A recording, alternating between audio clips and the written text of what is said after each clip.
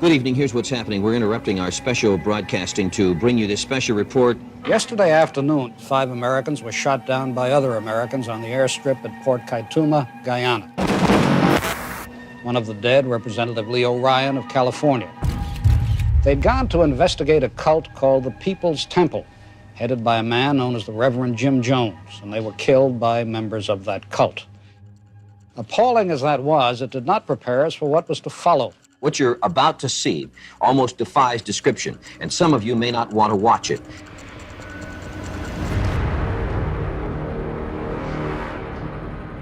"910 died in the poison ritual of the People's Temple." The word on everybody's lips was shades of Auschwitz. They found tremendous quantities of potassium cyanide poison mixed with Kool-Aid. The bodies seemed awful and orderly, not flung about like corpses after a battle, but neat, hand in hand sometimes, arms about each other's shoulders. Jones' victims were our brothers and sisters. What was it that caused them to leave their Christian churches and join Jones? Why in the world did so many people agree to kill themselves?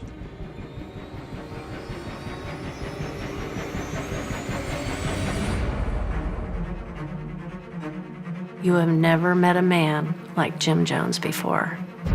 I am here, the Spirit of Christ, to set you free, to deliver you from your captivity. Jim was really captivating. He had this way of really reaching into your emotions. The community that he had developed in People's Temple was what I had been looking for all along. It was full of life. There was a message of equality for all people. You're going all over the country, taking the message of God and carrying it out to the masses. I am creator of the People's Temple mission, and I will have my way, or I will tear hell out of everything you've built. The more power he got, the darker the story got. What my father was doing was building a little kingdom for himself. Your whole life, it was all based around the church. There was a consequence to any infraction. You punk, you damn gangland punk! We were going to be hunted down and killed if we ever left. There is something seriously wrong here. You cannot stamp me out! I'm here to stay! The leader has lost his mind. People are being held here against their will. You bring those kids back here! This dark side. Let's just be done with it. Let's be done with the agony of it. Will expand and expand. Hurry, my children, hurry. Until finally it explodes in the Guyanese jungle. If we can't live in peace, then let's die in peace.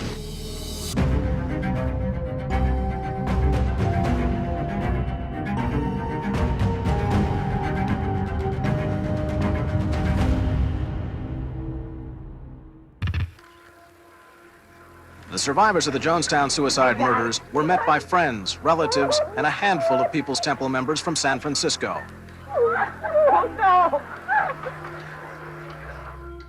One of the biggest mysteries in the Jonestown story is what kind of a leader could order mass suicide and be obeyed? Who was Jim Jones that grown-ups would kill themselves and their children for him? I think there's an opinion that these people that went down there were off. They were a little crazy.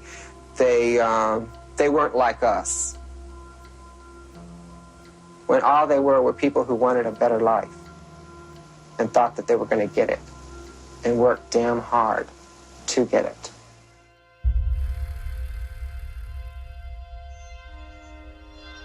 Before joining the People's Temple, I was a teenager.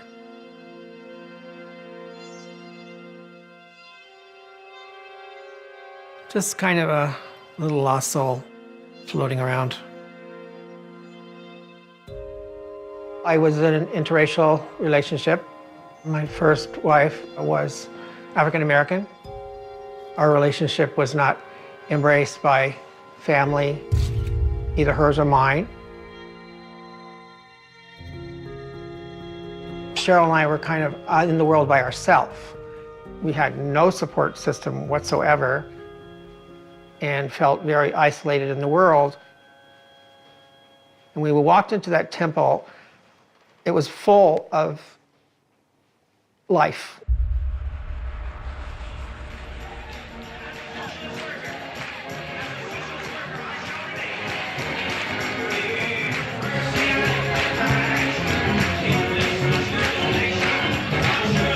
Everyone was singing. It was very alive. It was very up, and people dancing in the spirit.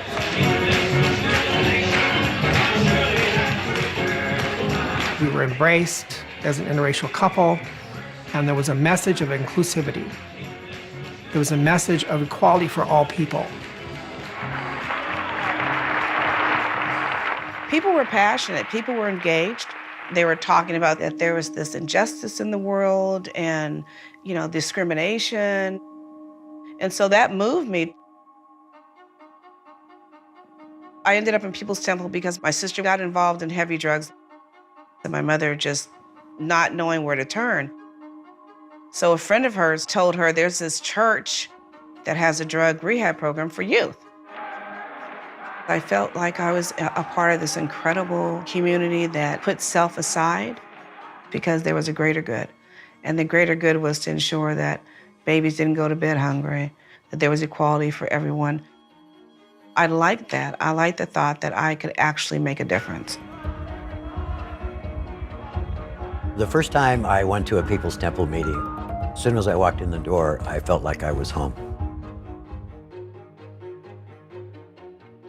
In the summer of '66, I volunteered to go to Vietnam. I was 19 years old and it really messed with my head. When I was discharged from the Marine Corps, I didn't really know what to do with myself. I was searching spiritually. The People's Temple was a perfect kind of synthesis of what I was feeling at the time, spiritually and politically. And I still hadn't even met Jim Jones yet. There is, in fact, somebody to respond anytime there is a need. The man who is, in fact, People's Temple. Let me present to you Reverend Jim Jones.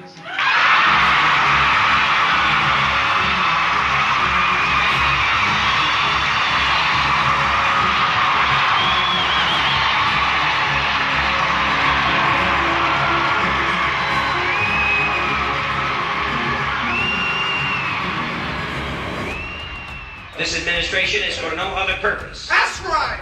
Than to show mankind the road to freedom. But I'm here as a sample and example to show you that you can bring yourself up with your own bootstraps and you can become your God. We shall have our freedom here and now. Jim was really captivating.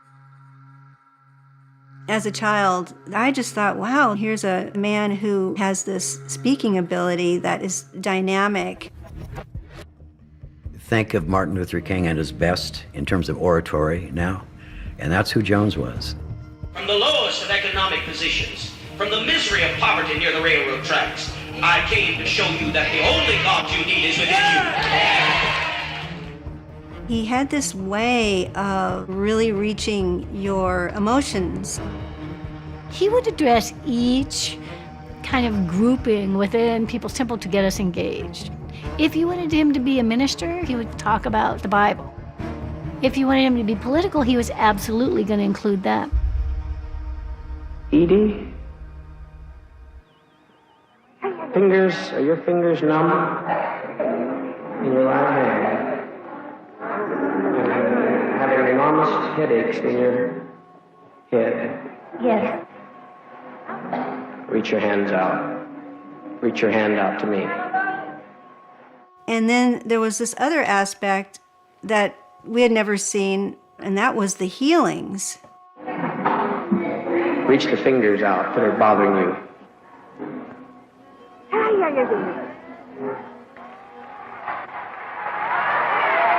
Now, is the pain gone?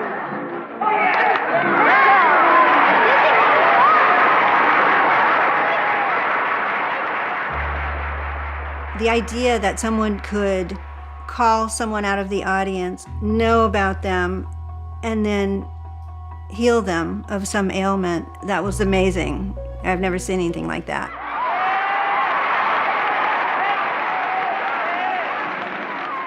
During the course of my time at the People's Temple, I witnessed many, many, many healings. Come forth, my dear. Stand up. Take that step. Move forward. Move forward. Walk briskly. Walk.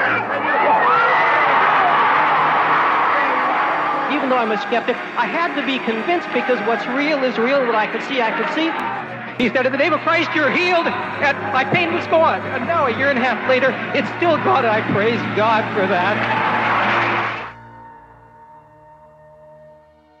I've been waiting all this time since Vietnam to contribute my energies to something that I felt was actually doing good. I jumped in with both feet. The one thing that I never thought, never even dreamed of, is that our biggest enemy was the leader.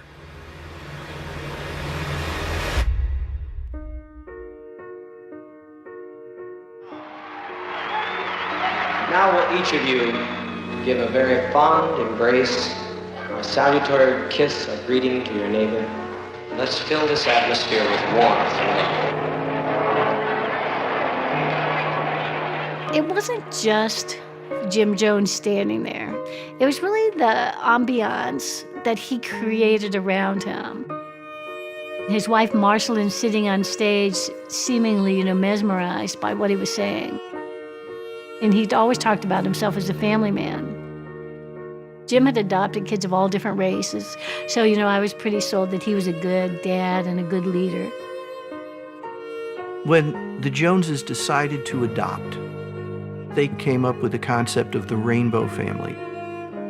Let's try to vary our family so we will be the living embodiment of how people of all races come together and belong together.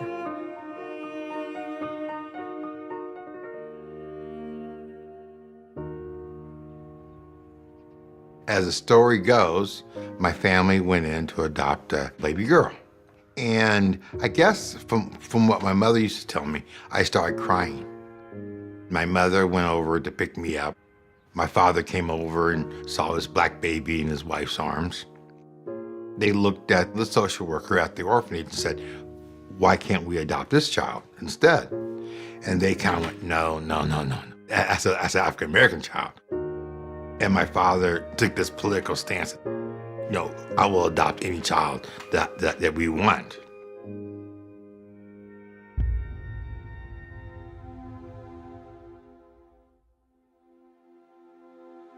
So I probably should say I never liked the title, The Rainbow Family. We were a mixed bag, for sure, especially for that time. Now, in many respects, that's lovely, regardless of the motivation. But what I felt was that much of what was created as a family was done for show. It's hard to know if Dad really believed anything or what he believed if he did. My father was starved for attention from a very early age, and that never let up. If anything, it intensified.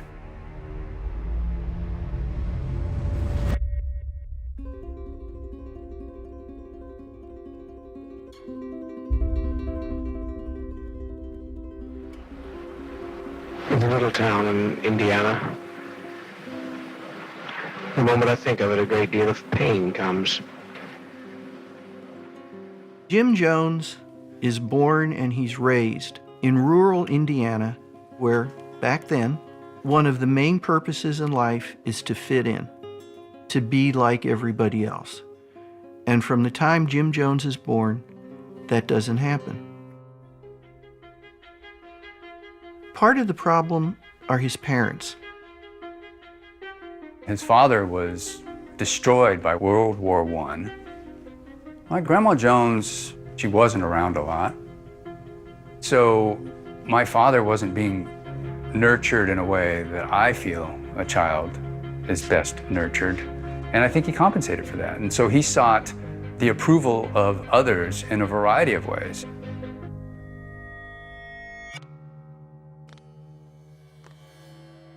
In a small town like Lynn, Jim was a little on the weird side. Jim had this flair for the dramatic, and I think he enjoyed being dramatic.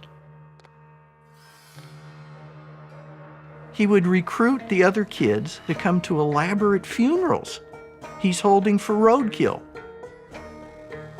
I don't know whether it was just for its own sake or whether it was to freak people out. All the boys in Lynn, during World War II, started playing war games. And they all wanted to be Allied soldiers, except one. Jim Jones was mesmerized by the way Hitler could have a whole audience enraptured, stand up and perform, and order people to do things, and they would do it. He was eccentric, and that could be off-putting to some children. He was very controlling in his nature. He did spend a fair amount of time on his own. He was left to his own devices. So where could he find this community? I think with my father, church was where he could find solace, find peace. The other boys want to play baseball, ride their bikes. Jim joins 5 different churches. And as a child, he saw that in those church services, there was one guy, the guy that was talking, that got all the attention. My father's picking up different components of each religion. But I do think you ought to say it for the glory of God if you're that mean what you are. Baptist preacher who would slam the Bible down. Hallelujah. Glory to God. The Pentecostal person talking in tongues, skipping up and down the aisle. Jimmy's not just watching the people rolling on the floor. He's paying attention to these preachers. What do they say? How do they get people built up to this point? How does this minister keep an audience enthralled? It was a given. Of course he's going to be a minister. What else is this weird boy going to be?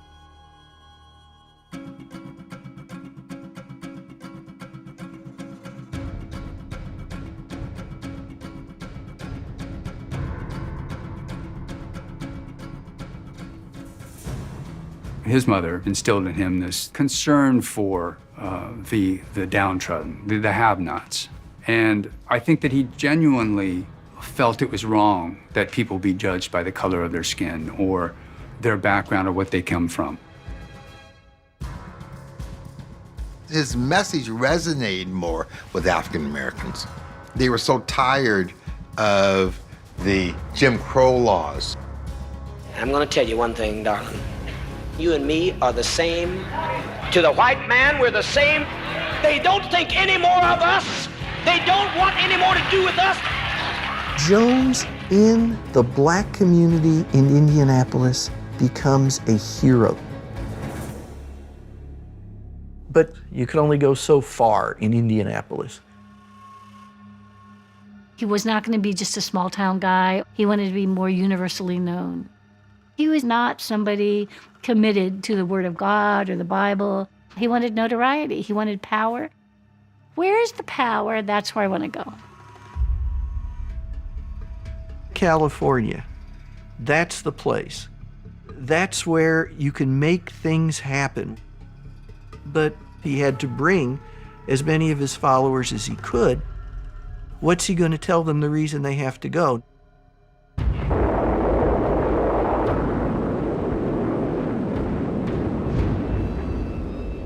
We have to be prepared to take our flight in the case of Armageddon that would spring forth in a nuclear hell. Jones, he starts prophesizing. There's going to be nuclear war. Everyone living here is going to die. It's his excuse to get the hell out of Indiana, and it works.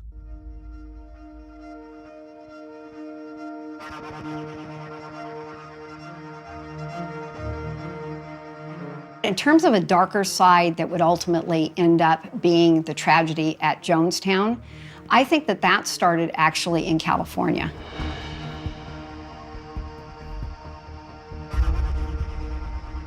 Regardless of what good works the temple was involved in, what my father was doing was building a little kingdom for himself.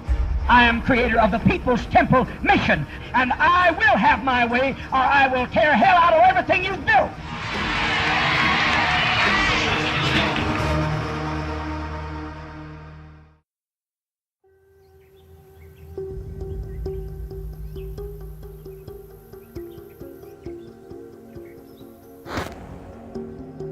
We got to River Valley, we had some resources and people moved into different homes.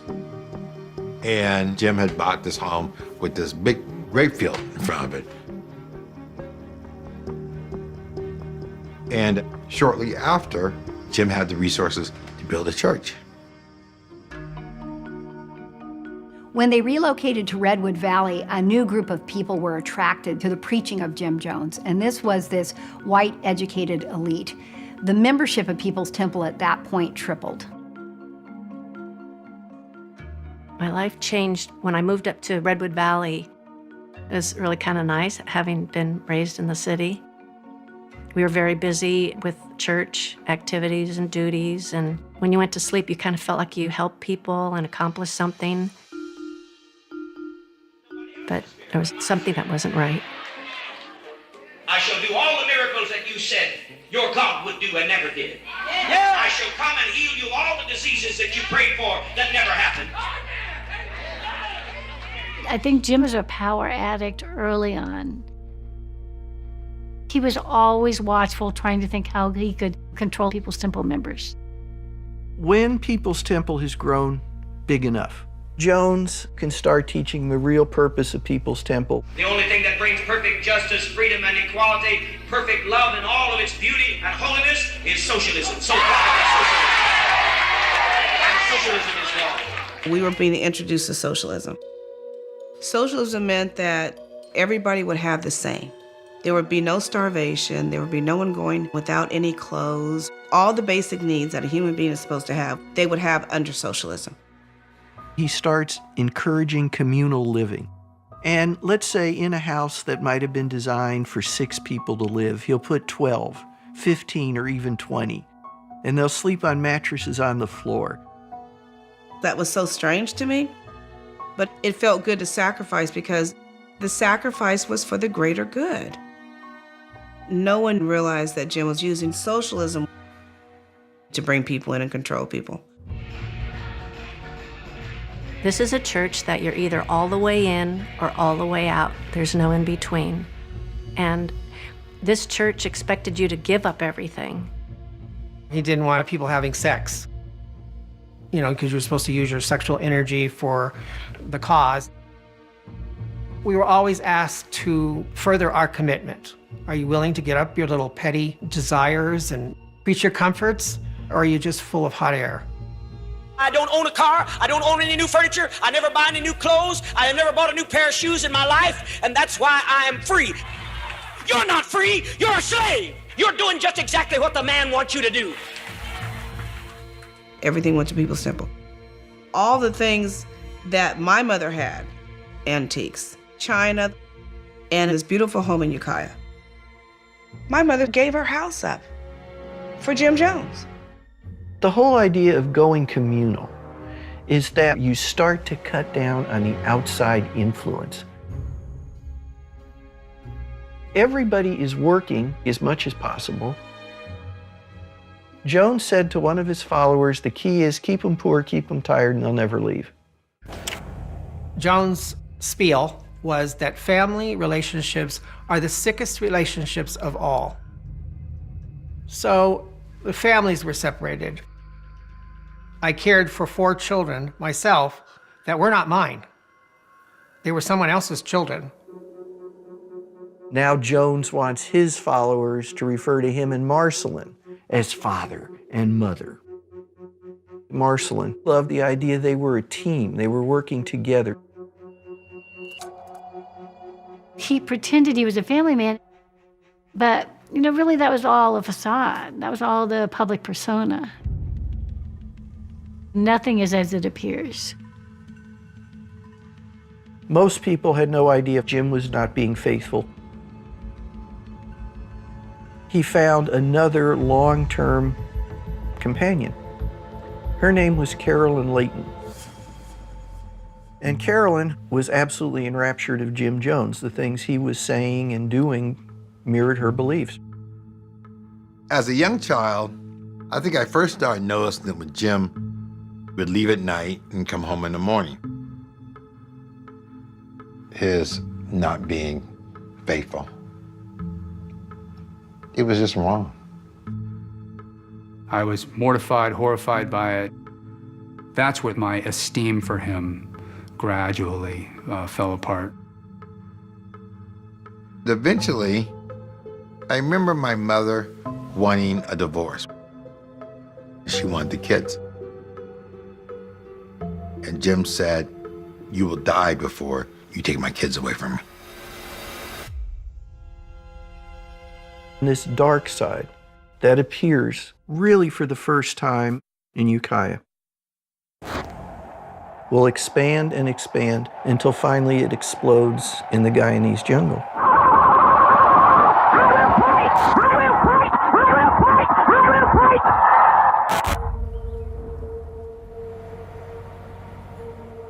People's Temple population starts to grow. And as it grows, so does Jones's need for money. Jim was looking for more membership, so in about 1972, we started bus trips around the country. People's Temple buys a fleet of Greyhound buses. Jim Jones is going to go to the big cities, and he is going to attract huge crowds, get a lot of money, and then he'll come back, he can use that in Ukiah. We would pass out leaflets, speak to people, try to get them to the service, and tout the wonders of Jim Jones and People's Temple. As a teenager, what better life could you have?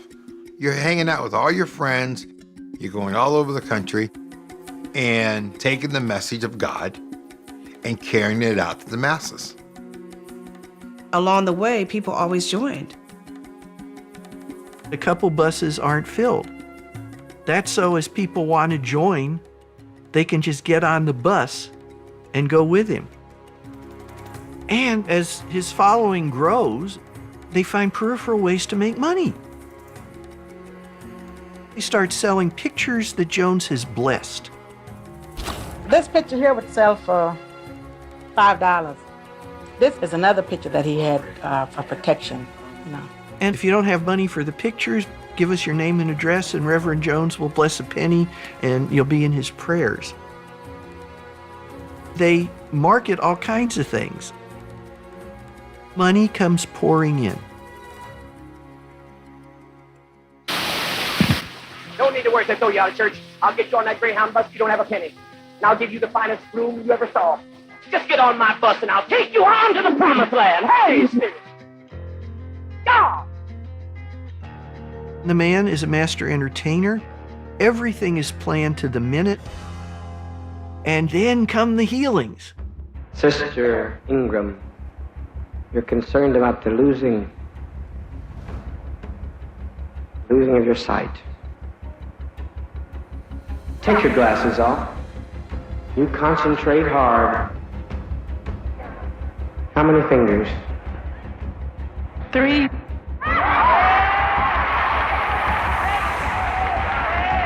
You've been feeling pain here in the chest? Yeah.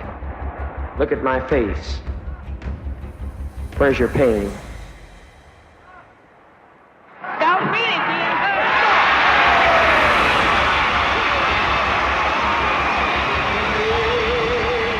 Everybody is out of their minds with excitement. And Jones has never been more dramatic. One time, a person broke their leg. So they were taken to the hospital and put a cast on. The next service, their name was called and asked if they wanted to walk again. You'll see him walk on this leg like nothing's ever wrong. The cast was cut off right in front of everybody.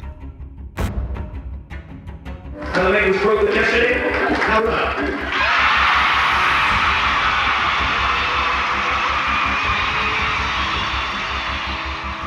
You're seeing this woman who's all of a sudden running through the church, and everyone's just excited, and Father's healed her. And then a big thing at the time was removal of cancers. You have a cancer. I can tell. Come forward. I'm going to heal you. This sister, when she was in the Church of God in Christ, no one could heal her. 5 times operated for cancer. The doctor sewed her up to die. But I said one day, a year ago, your time has come, and she spit up the cancer. You're healed. People were jumping and happy, and I thought, oh my gosh, she's healed of cancer. I'm excited. The whole church is just in a frenzy. As time wore on, I started questioning the healings. I should have known that it was a lie, and people died because of that.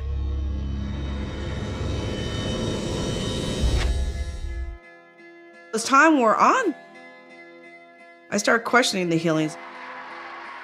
There's a rumor that there was something nefarious going on. The healing with the woman, that they cut the cast off and she's running around. They drugged her and they put the cast on her while she was asleep. So when she woke up, they told her that she had fallen. They said, oh, you broke your leg. She had no recollection of it at all. Her leg was never broken. The fake healings were a way to attract people falsely. Even though they were great tools to get people to believe, they were nefarious. I personally know someone's grandmother who Jim apparently healed of cancer, and then when cancer came back, guess what she said? It must be because I don't believe enough. She wasn't going to get treatment. She was just going to pray harder and have more faith in Jim. Well, she died of cancer. And that's just one of, I'm sure, hundreds of stories.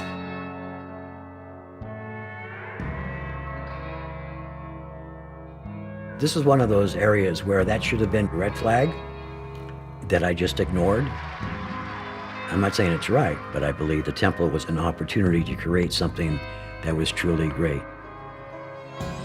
And that's why I stayed as long as I did.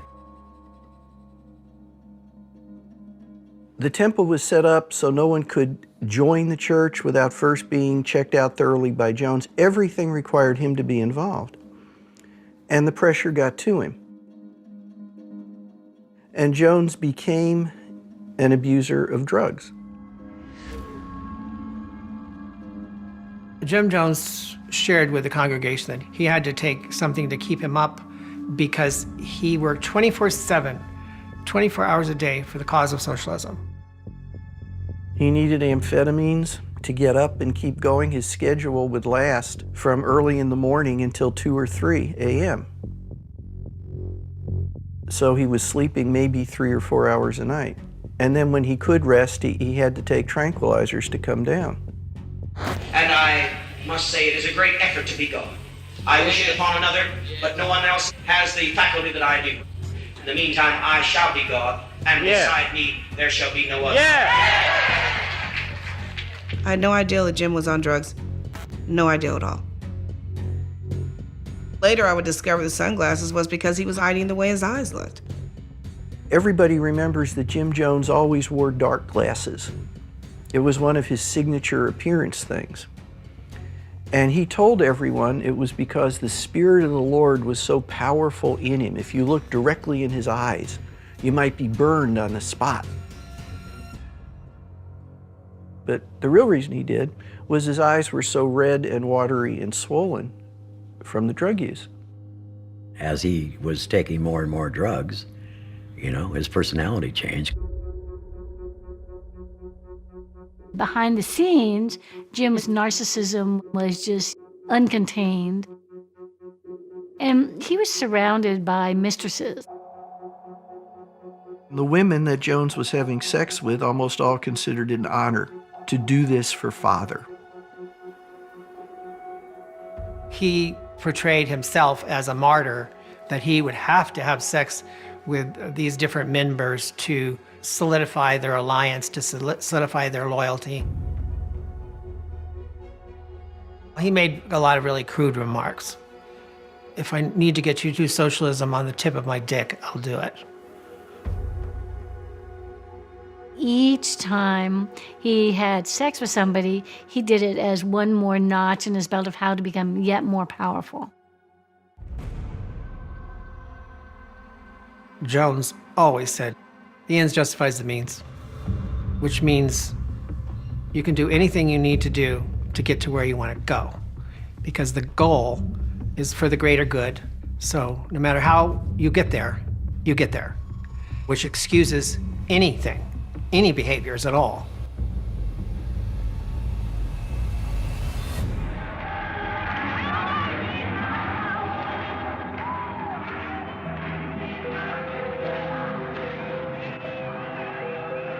To all outward appearances, Jones and People's Temple had accomplished great things, and there was unlimited future.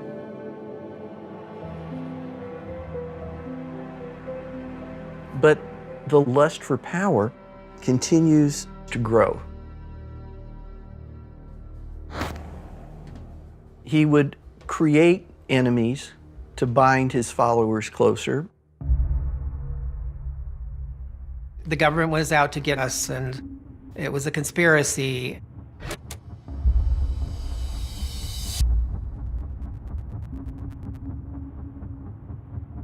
Look at all the people that have been killed. Look at all of our young people who are in prison. Actual events were used to solidify his position. And it was extremely effective because there was truth to it.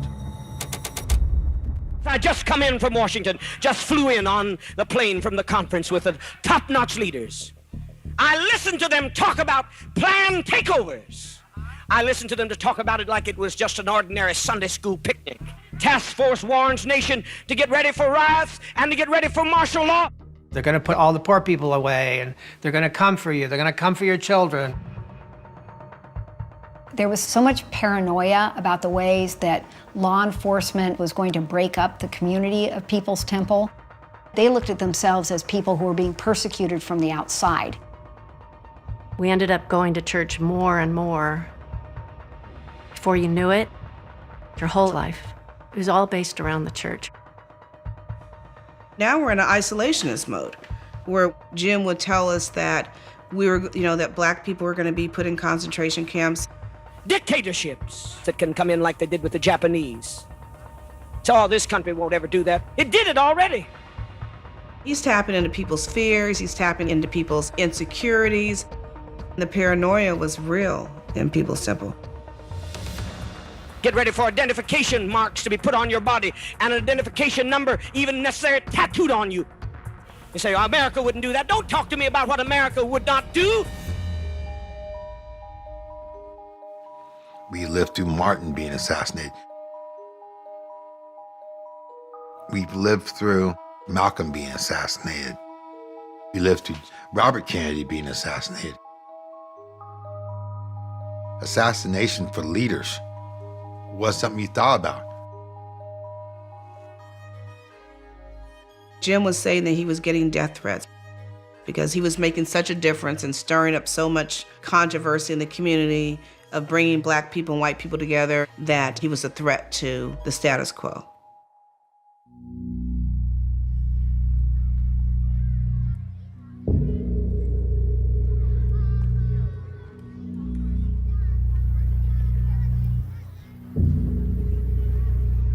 One Sunday service, I was out in the parking lot talking to someone. We're all out after church and we're having festivities. The kids are playing the basketball court. We got tables out for the meal in between church.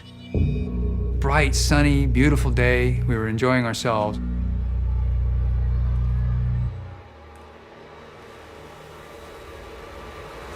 And then all hell broke loose.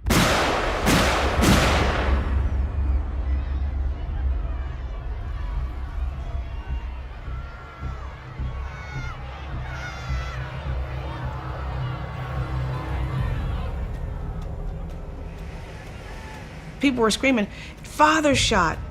There's blood flowing from his chest. Father's been shot, and screams and a lot of anguish, people crying out. There's someone trying to assassinate Jim Jones.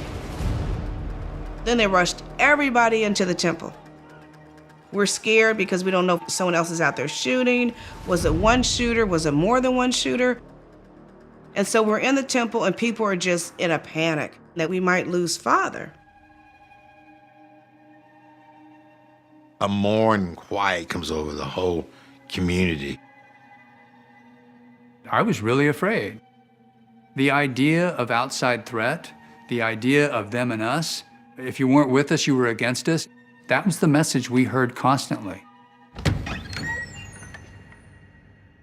The doors opened, and one of Jim's security was carrying the shirt with blood. There's red stains on it. And there's 2 holes that you can put a finger through. And Jim's behind him, but there's not a mark on him. He's healed himself. You can put me into the noose, you can hang my body, but I'll spring up again. You cannot stamp me out. I'm here to stay. People are in a frenzy. I mean, crying, joyful, ecstatic. The energy was just electric. And we're thinking, oh my God, Father healed himself. Yeah. You've never seen anyone shot down as I was before your eyes with the blood spurting from the body and healed themselves. Yet I, the socialist worker, did that. How many believe that I am the Savior? The only Savior.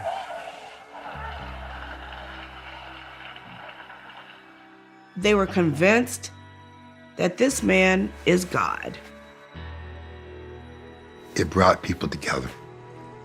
He was going to be the force, the person who was going to lead us to the promised land.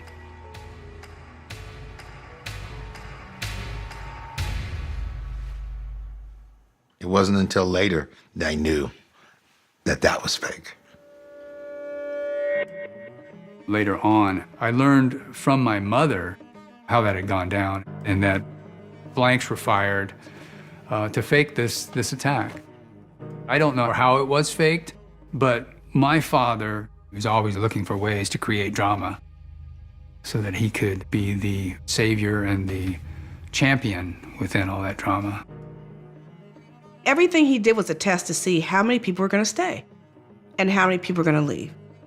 So every moment he's pushing the envelope a little bit further, right? People were true believers. And you wanted to be, because you were going to change the world. I believed in him 100%, and I believed in who he said he was. I would follow Jim Jones anywhere, and I did.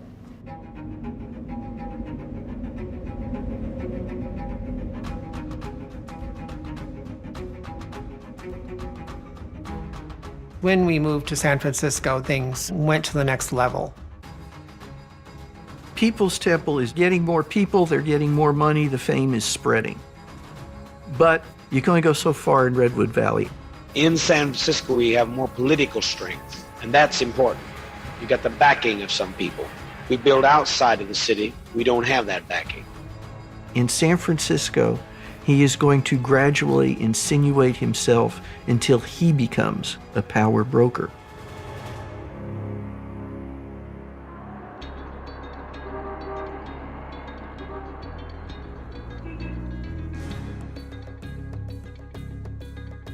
I first heard of People's Temple when I was a part-time writer for the Chronicle back in the early 70s.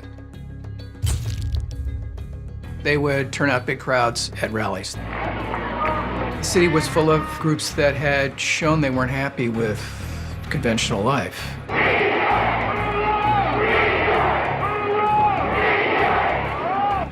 Jones very much played into that. He was a new guy with a new message, with a new act. This country will not be safe until we do something to share the wealth and share it completely and fairly and democratically and peacefully. He donated money. He participated in causes. He cultivated friends in a very clever way. He rose fast as a political power. Jim Jones was known as a person, if you had a political activism going on, call Jim Jones, get him involved. And Jim Jones had to see how he could manipulate it for himself. Reverend Jones, how do you account for such an avid following as you seem to have? I'm principled and dedicated to my people. He loved the attention. You know, he loved to be mingling with the creme de la creme, the politicians in San Francisco. He was thriving in that. Let me say first of all that I'm very grateful for this tremendous crowd. Rosalind Carter was in the city to campaign for her husband. And where she was at, there weren't that many people that showed up. And so somebody called up Jones and said, can you get some people here? And so we filled up 3 buses and drove everybody down there. And all of a sudden there was a big crowd. And on the news, it was, look at the warm reception that Rosalind Carter is receiving here in San Francisco. And Rosalind Carter met with him privately to talk about his political involvement in Jimmy Carter's election. So much to where he got invited to the inauguration.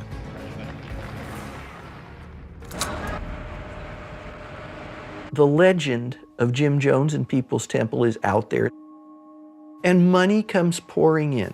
We're very much interested in this. He's becoming more and more popular. The newspapers cover him like a celebrity. In San Francisco, you got Willie Mays, you got the jazz scene, and now all of a sudden you've got Jim Jones. My father was always grandiose, as far back as I can remember, and that grandiosity only grew as the temple grew. He was always managing his image of himself, because he was always at war with that voice inside of him, I believe, that was telling him he wasn't enough, he was a fraud. And I think that's where drugs really came in much more heavily. Jim Jones had always been mistrustful of most people, but the rampant drug use increased his paranoia. As the temple grew, Jones felt like he's losing touch with rank-and-file members. He feels as though some of his people may betray him. So he creates the Planning Commission. The Planning Commission was made up of the leadership of People's Temple. And they were the ones who were closest to Jim Jones personally. They were the ones that were making decisions about the day-to-day operations of People's Temple. At their meetings, it gives Jones a chance to sit there and listen to what people are talking about and get some sense of the way his people are feeling.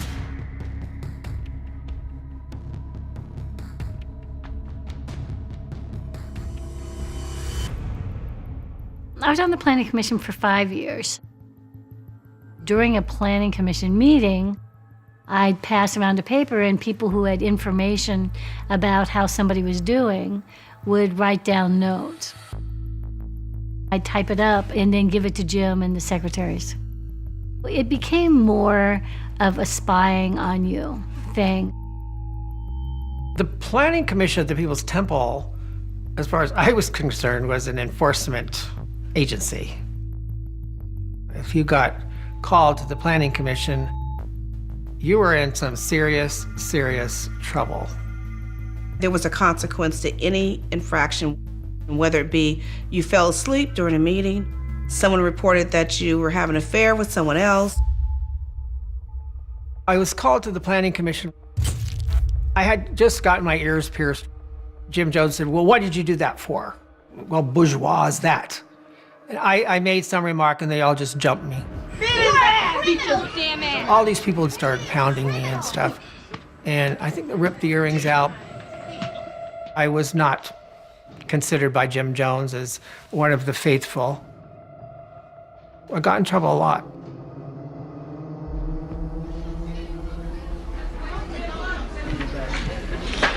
Why is it this way you do this?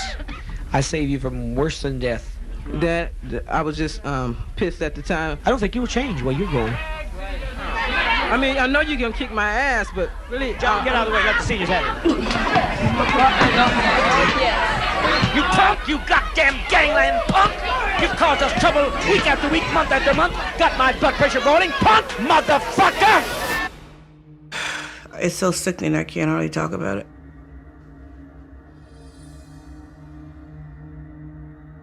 And then it gets to the boxing matches. You're gonna have an opponent that would beat on someone that was not even a physical match to them. It would get bloody. They're not supposed to even fight back. You're just supposed to get beat. And Jim, he would laugh over this type of thing, that sinister laugh he had. You fucking bitch, you don't mess with me, I'll kill you. Jim Jones had a sadistic quality. He absolutely did. He enjoyed that type of thing. It was like a gladiator sport to him, I think. They set up the counseling department, and eventually I got made head counselor. And I'll never forget one night in a meeting, I saw somebody very severely beaten, and I saw them the next day professing their love for Jim Jones as they were walking in the church. And I looked at them and I said to myself, I don't ever want to be broken and in this situation as a broken person. I'd rather be dead than to live the rest of my life in this situation. I knew I had to leave.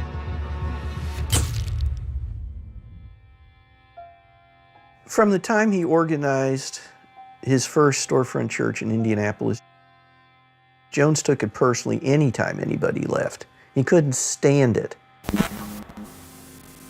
Because loyalty was the greatest value within People's Temple, defection was the greatest sin. There was always the fear that anybody that left would be utilized by the enemies to help tear down People's Temple. Some people wanted to desert our ship. They thought we were going to sink. You that stayed with us, you were repaid. You were repaid for your loyalty. You that stood with your father, you have been the good children.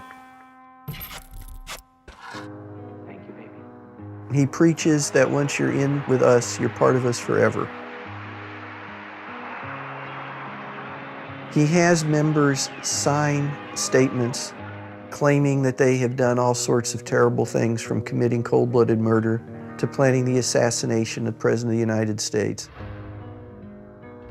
I signed blank pieces of paper. I signed pieces of paper that I wanted to kill the president. I signed pieces of paper that I molested my child. Try being in a room with 50 people and you're asked to sign a blank piece of paper and say, no, I'm not going to sign it.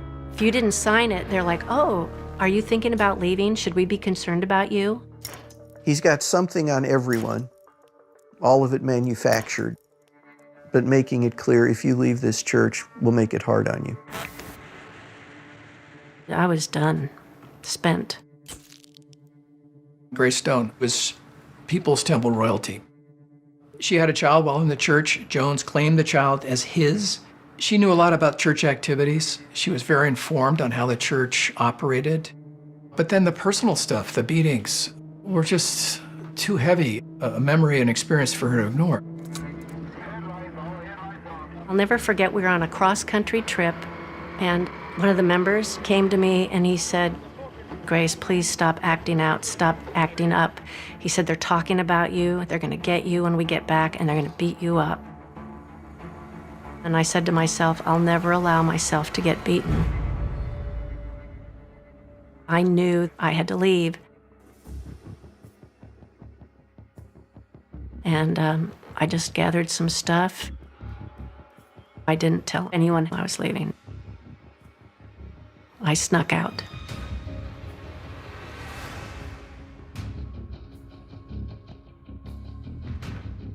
And I ended up escaping with one of the bus drivers. We were told to leave the state because we were going to be hunted down and killed if we ever left.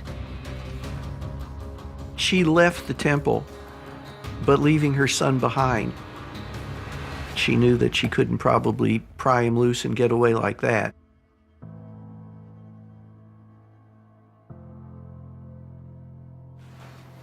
It was hard. It was very hard, very devastating for me. and we left on July 3rd.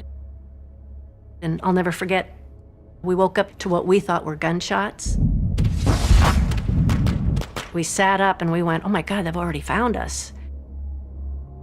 Only to realize it was firecrackers. It was 4th of July.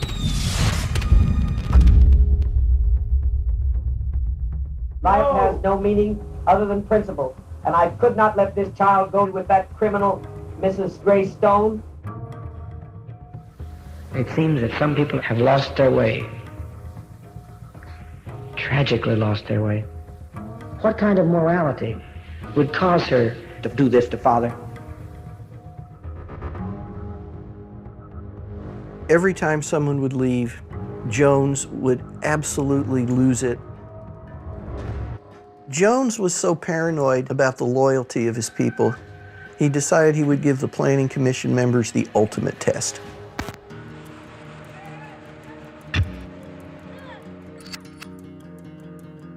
We're having a Planning Commission meeting in San Francisco. Meeting starts, and the ranch had a small vineyard that was part of the property that was there. So on this night, he said, we have some wine from the ranch.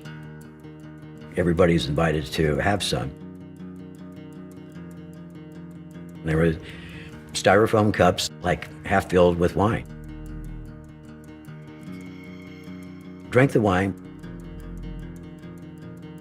And like 5 minutes later, Jones says, you've all just been poisoned. So immediately inside, my adrenaline starts running. People were yelling and screaming. Jones says, you have an hour to live. Jones says no one leaves. And the minutes go by.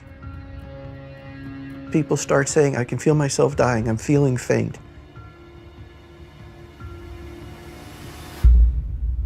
So after about 45 minutes, Jones says, okay, well, you haven't all been poisoned. This was a test to see how you handle death. So I thought, okay, he's teaching people what it's like to face your own mortality, your own death. That's how I rationalized that. I want to make it clear that was a rationalization on my part. Not one of them grabbed Jones by the throat, you son of a bitch. There was none of that reaction. He had people that much cowed, that much under his control.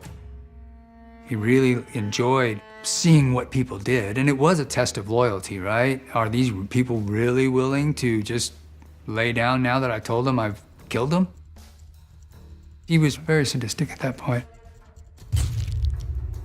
Looking back on it, I think the appropriate response would have been, this is a crazy MF, and it's time for me to get out of Dodge.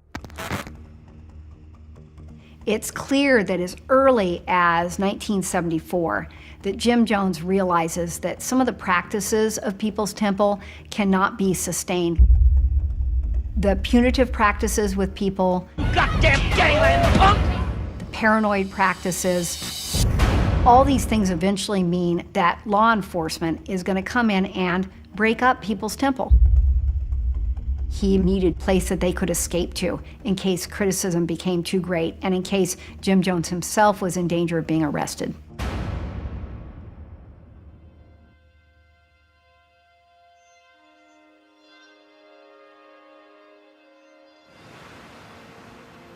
He loves Guyana because it's socialist. It's mostly minority, because it's the only country in South America where the national language is English. He ultimately works out a deal with the Guyanese government and sends a crew out to start building Jonestown. So it started in '74. I think there was like 7 guys that went down there. All of them had some heavy equipment experience. We cleared a lot of land and we built a lot of structures in very short time. It was hard work. The clump of trees in the center of the clearing is a 5-acre pig pasture. They are trying to build a village that would be able to hold about 500 people, to live there, to work there, to feed them from the crops and so forth. I would like to say at this time that all of this was made possible by our leader, Father Jones. This is the hottest part of the entire year, and they're doing real well. When I first heard about Jonestown was 1974. Jim Jones had just come back from Guyana and was giving a talk about Jonestown, and it's going to be an agricultural community.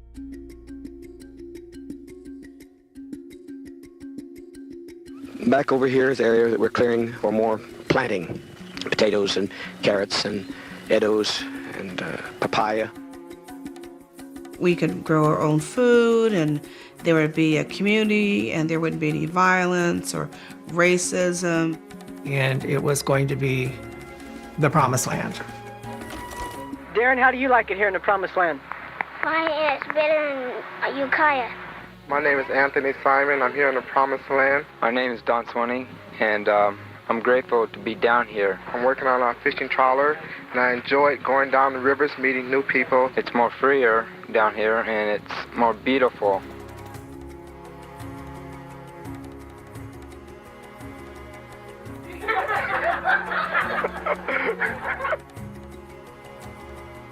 This is a walking stick, friends. But that's a gentle guy. Walking stick. Jim Jones said to be able to go to Jonestown was a privilege. It was a reward to go there. The time that I spent there building the town that our community was going to come live in was one of the happiest times in my life up to that point. We are going to have peace in our Promised Land Valley.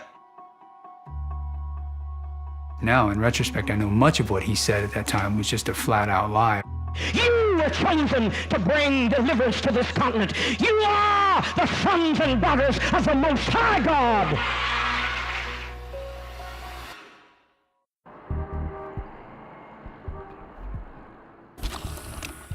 I was a City Hall reporter here in San Francisco.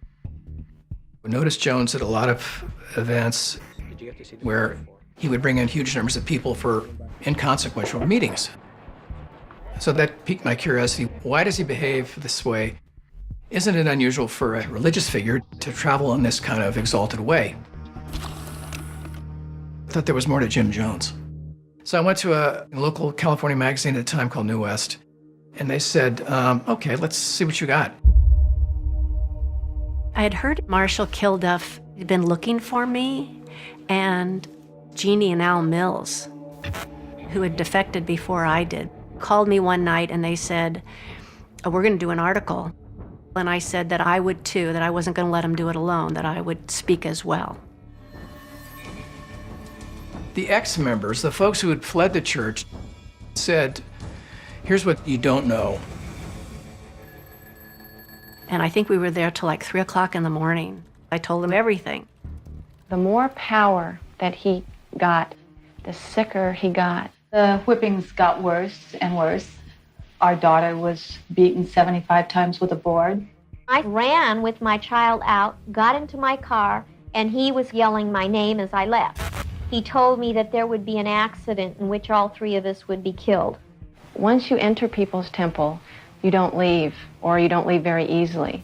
There were death threats. There was a lot of pressure from the congregation. We talked it over with our children, explained to them that we were going to be quitting the church, and they said, well, Mom and Dad, we love you very much, and we just hope that when you do decide to quit the church, you move far away so we aren't the ones assigned to kill you.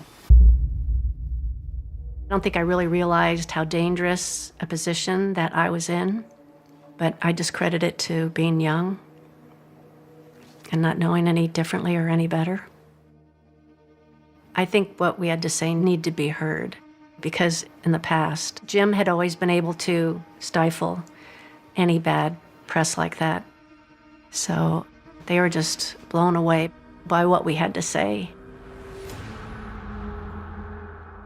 We were beaten, we had to give up all our money. There's a sexual angle here that we don't think you know about. Fake healings. The church's inner dynamics. The whole thing. I had no idea. This was a new level of problem, a new level of a story. I talked to his aides, I talked to everybody I could at the church. So Jones knew I was working on stories, but he never wanted to talk. Jim advised us defectors were talking to New West magazine, and there was going to be an article full of lies about People's Temple. We knew it was trouble. We knew that people were talking about what was happening behind closed doors, which we were not supposed to speak about. The lies are so incredible that anybody with the right mind would not believe them. The best thing to do with newspapers is to wipe your ass with them.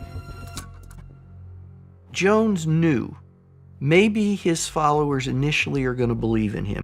If Father says none of it's true, it's fake news. But his political base, the mayor of San Francisco, the governor of California, he's going to lose that political clout. And when he loses that, he's going to lose his standing in San Francisco. He's going to look terrible. Jim was like hyper, and he increased the talk about enemies and defectors and traitors and people out to get us. When the story breaks, it's tremendously controversial. Everybody reads it, everybody's talking about it. Both San Francisco newspapers immediately assign their own reporters now. Dig in, do more, find more. Reverend Jim Jones works in some very unexpected ways. Why didn't you just get out? Where did all that money go? He had us sign papers, blank papers. No matter what goes on here, you go out and tell everybody everything's okay. Deny everything you hear about what's going on here. The TV stations are all there, flocking. Where's Jim Jones? The time the story came out and there was this doubt about him, he wasn't around to answer for it. In the New West article, some of the questions had to have direct answers. He didn't want to answer the questions. The shitstorm is not going to stop. So the only solution is to get out. I remember my father saying, "We're going to Guyana."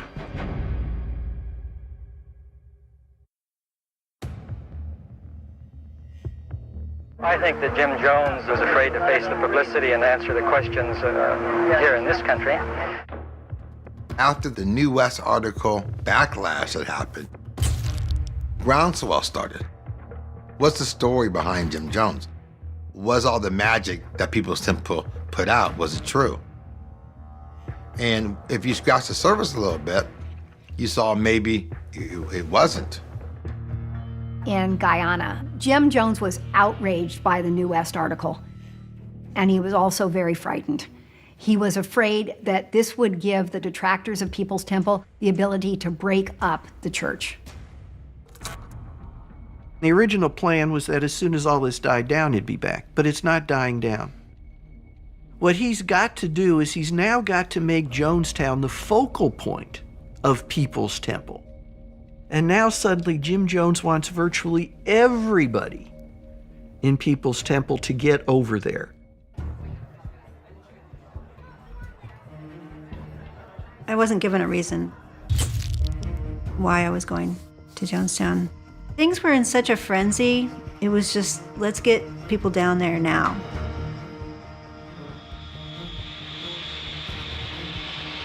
That summer, they began shipping people out. Buses went down to banks where people would deposit their money into church accounts. They lined them up with passports to get them out of the country legally. My wife, Gloria, was already in Guyana, and I wanted to be with her for the birth of my child. It wasn't going to happen. I was sent to New York City to help facilitate people getting to Guyana. The media attention on the temple at that time was intense.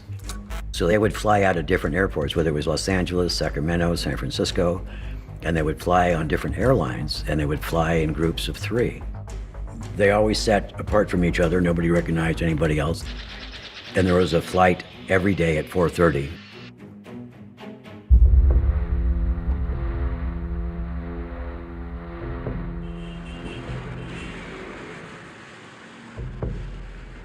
It's important to understand how isolated Jonestown was from Georgetown, the capital of Guyana. You've got 160 miles that cannot be driven. You have to either try to fly over the top of the jungle and land on a tiny airstrip, or you have to take a boat along the coast and down a river.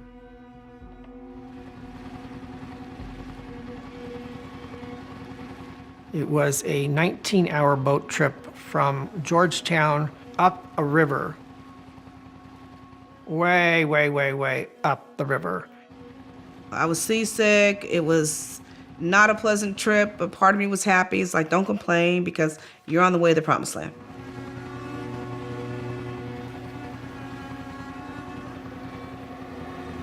When we pulled up to the dock and we got off,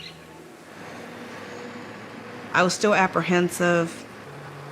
And we got on the tractor and we rounded this corner and I could just hear the, welcome, welcome all of you.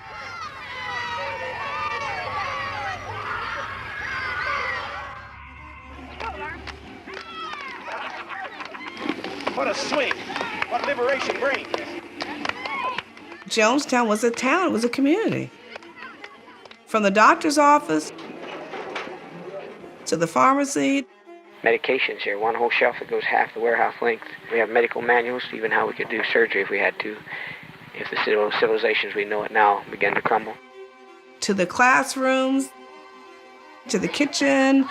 Different containers surround the place. We couldn't go through all the tremendous inventory. They built up Kool-Aid. That was built from scratch, from nothing, from nothing.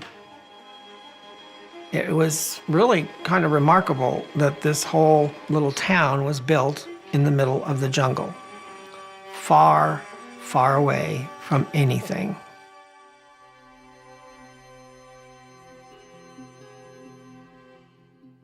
I wanted to get back to my husband. I was happy to see my baby, my son, and spend time with him. When I finally got into Jonestown, I got to see Gloria and my son and Malcolm. I could actually feel tension leaving my body. Really, it was a physical sensation because it is incredibly beautiful and peaceful. I thought it was exciting.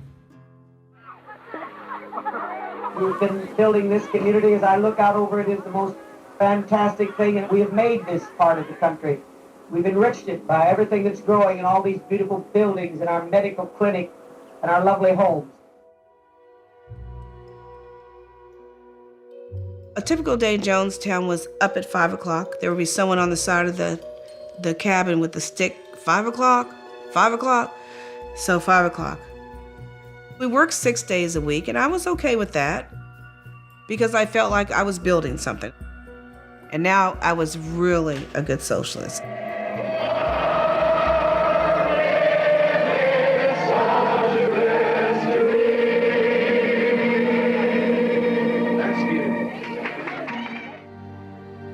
The getting up and sweaty and this kind of stuff, I hated that. Oh, I hated that. I hated that. I hated walking out of your cabin in the rainy season and your feet are full of mud. And, you know, I hated all that kind of stuff. But you know something? When you're with 900 people you care about,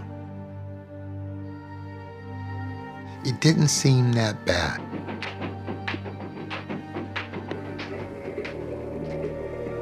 I remember the dances, the youth dances.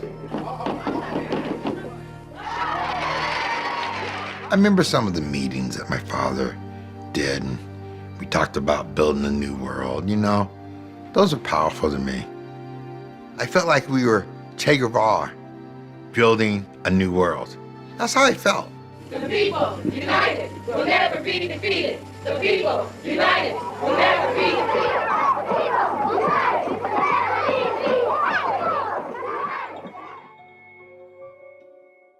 Things were good for a while. Grandma Bates, how do you like it here? I love it. I love it. I love it better than any place I've been in my life. All of a sudden, things started shifting. I just love it. I hope everything is going to be all right for us.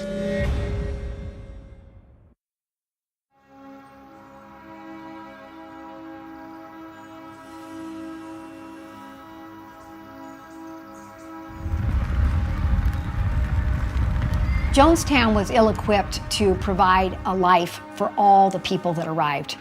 And Jim Jones is aware that what's happening in Jonestown is not sustainable either. Ultimately, Jones has about 1,000 people in a place built for half that. Almost instantly, there's not enough food. We're going to conserve on food, keep that up because we'll need every dollar, because this is the only kind of place to be. Freedom. As more people began coming, even the children weren't getting what they needed, and the senior citizens definitely were not getting the food that they needed. We even sell bananas now because we're trying to make money. We need money so badly to take care of all of our family, to save them. Jones knows he's got money that could take care of that for decades, but he's not revealing that. So instead, people are told we've got to do better or we're going to starve and be humiliated. I know it's not pleasant, children. My God, somebody's got to fight this revolution. You're physically adjusting to the work, but you get used to it. You get used to the work. What you don't get used to is the sirens in the middle of the night. Or Jim's drugged, sometimes incoherent voice over a loudspeaker in the middle of the night. Attention, attention. There's still not enough energy shown by workers. Around the cottages, in my review, they're not clean. In Jonestown, there were loudspeakers everywhere. They went on 24/7. The voice of Jim Jones. This is essential, absolutely essential. Jim Jones did a terrible job of maintaining his leadership within the community of Jonestown. He would stumble, he would urinate off the side of the walkways. It was apparent that his drug use had increased. He was slurring his speech. We must stop the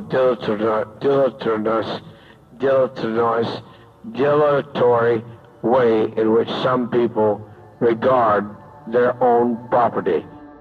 Remember, his number one source of well-being, if you could even call that, was adulation, or feeling like he was adored by the people around him.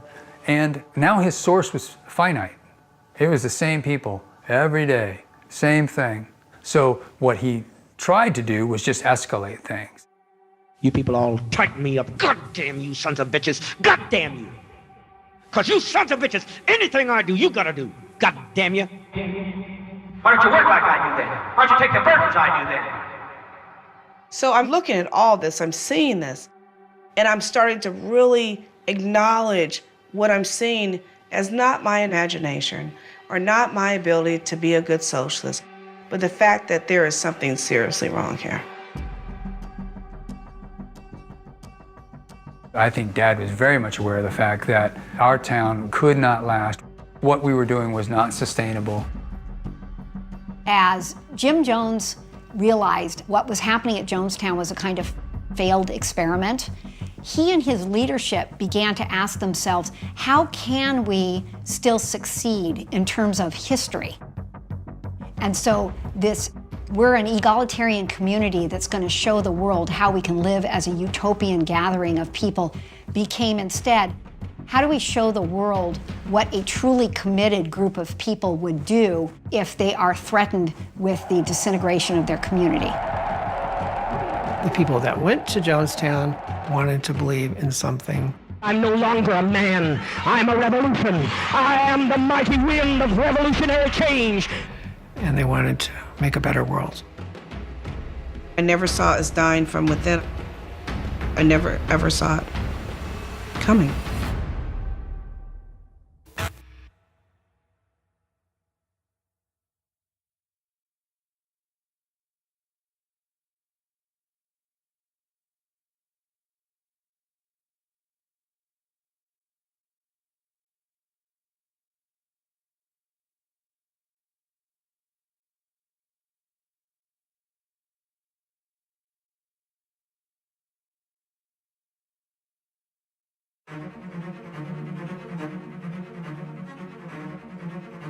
Now will each of you give a salutatory kiss or greeting to your neighbor? The first time I went to a People's Temple meeting, I felt like I was home.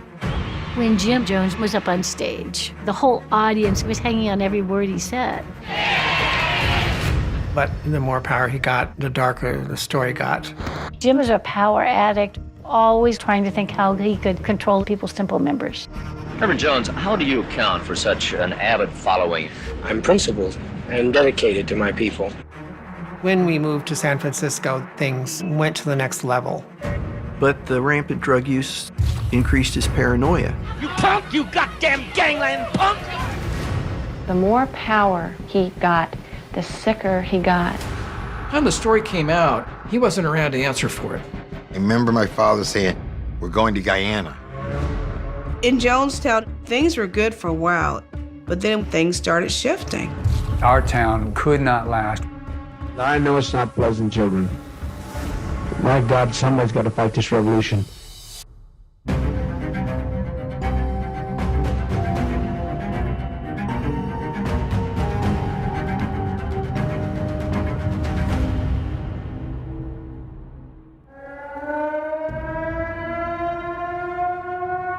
Attention, attention. Every member of the community must come to the pavilion immediately. We may have an invasion. Jim said, they're coming for our children. They're coming for our children, and so we need to stand strong. We were all lined up with shovels and pickaxes and whatever other tools were there. We were going to fight. We'll kill them as they come!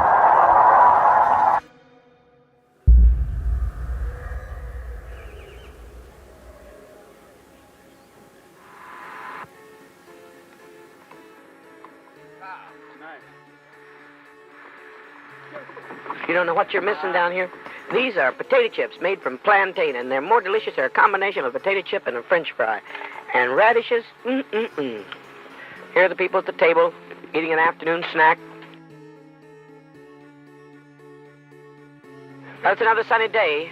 It's interesting when I walk out. Every time I walk out, as the people can verify, the rain will stop.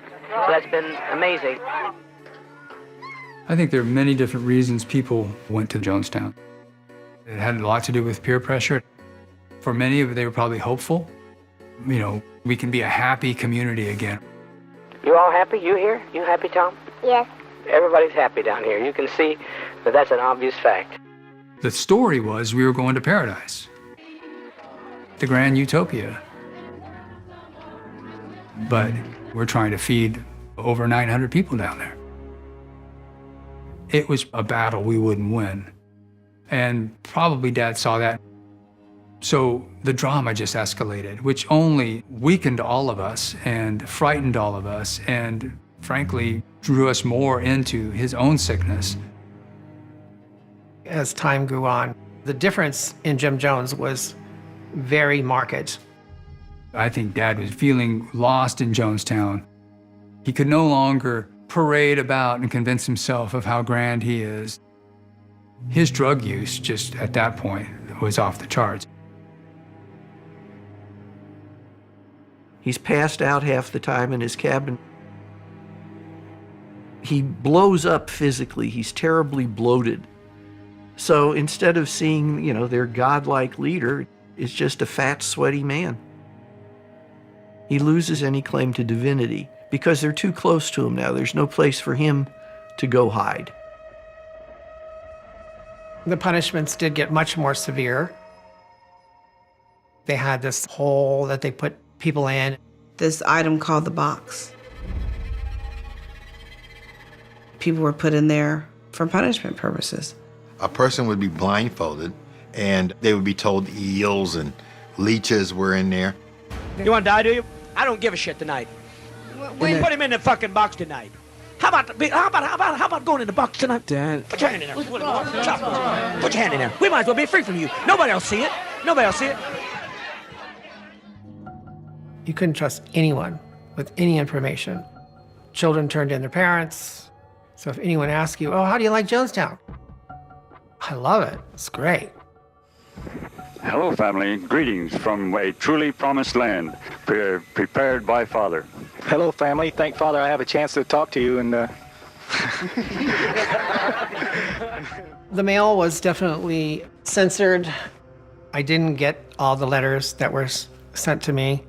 If you were to write, basically your letter consisted of, so glad I'm here. Oh, Jim Jones is a wonderful leader and we're building a utopia. That was what you could write. It became extremely repressive, somewhat like a concentration camp. People say, well, how could they stay? And a big reason is they don't have their passports, they don't have money to get home. A huge reason is that they remain dedicated to the cause. And if they do try to get away, there's the jungle. Jim Jones has them. We're a happy family, yes we are. All day long we sing a song, God loves us everyone. We're a happy family, yes we are. We're a happy family, yes we are. All day long we sing a song, God loves us everyone.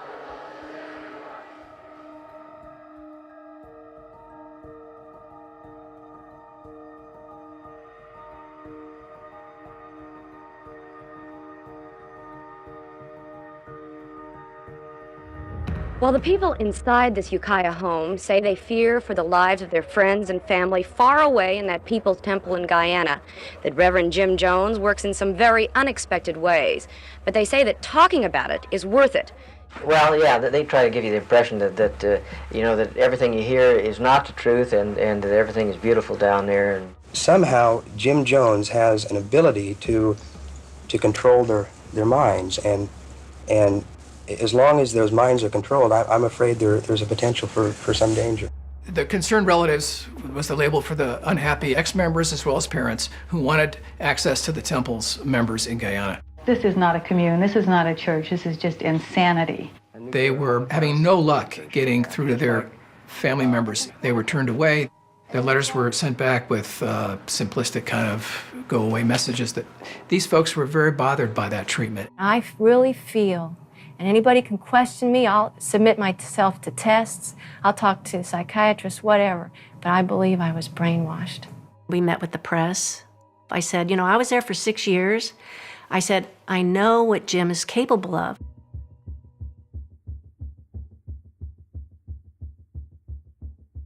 My son, John, obviously was being turned against me, and that's when I decided to fight for my son. The courts are called into play as Grace Stone sues Jim Jones to get custody of John Victor back. And in fact, an arrest order, if he didn't comply, was being issued. I could not let this child go to her. He told me some of the most horrible things she did that you could ever imagine, that she did to him and said to him. Jim Jones and the leadership do not want to let go of John Victor Stone because symbolically he represents the ability of anybody stateside to get any child from Jonestown and bring them back to America. The Guyanese court order precipitated what the settlers later called the 6-day siege.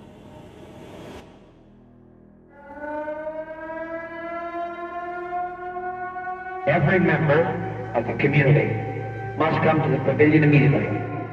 Jim said, they're coming for our children, and so we need to stand strong. We were being told that the Guyanese army was coming in and we were going to fight because, you know, if you take one of us, you have to take all of us kind of thing. I'm sitting there thinking, I wonder how I'm gonna die today. Are they gonna come with machine guns and I'm gonna get shot? I wonder what a bullet feels like. At 20. I didn't think I was gonna see 21. I got a hell of a lot of weapons to fight. I got my claws, I got compasses, I got guns, I got dynamite, I got a hell of a lot to fight. I'll fight, I'll fight, I will fight, I will fight, I will fight, I will fight. Now listen, let the night roar with it. Oh, they know we mean it. We'll kill them as they come.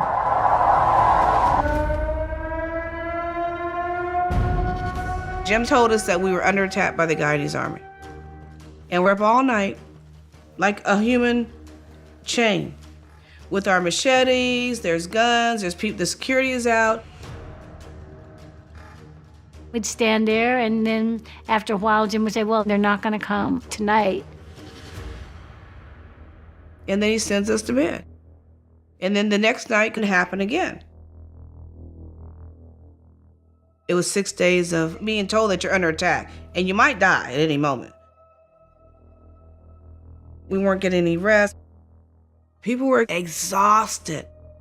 This is the psyche. This is what he's doing to us. He's constantly preparing us to where we're thinking about our own deaths. Jim Jones started talking about revolutionary suicide, and that if they couldn't stay together because of their enemies, then they would die together in order to show loyalty to one another. He was standing on the steps to the radio room, and the people that were still there, 400 or so, he actually said, let's take a vote. How many people here want to commit revolutionary suicide? 3 people raised their hand. 3. And I saw the look of kind of disappointment in his eyes, but also a strategic look, kind of like, what am I going to have to do? I'll never forget that.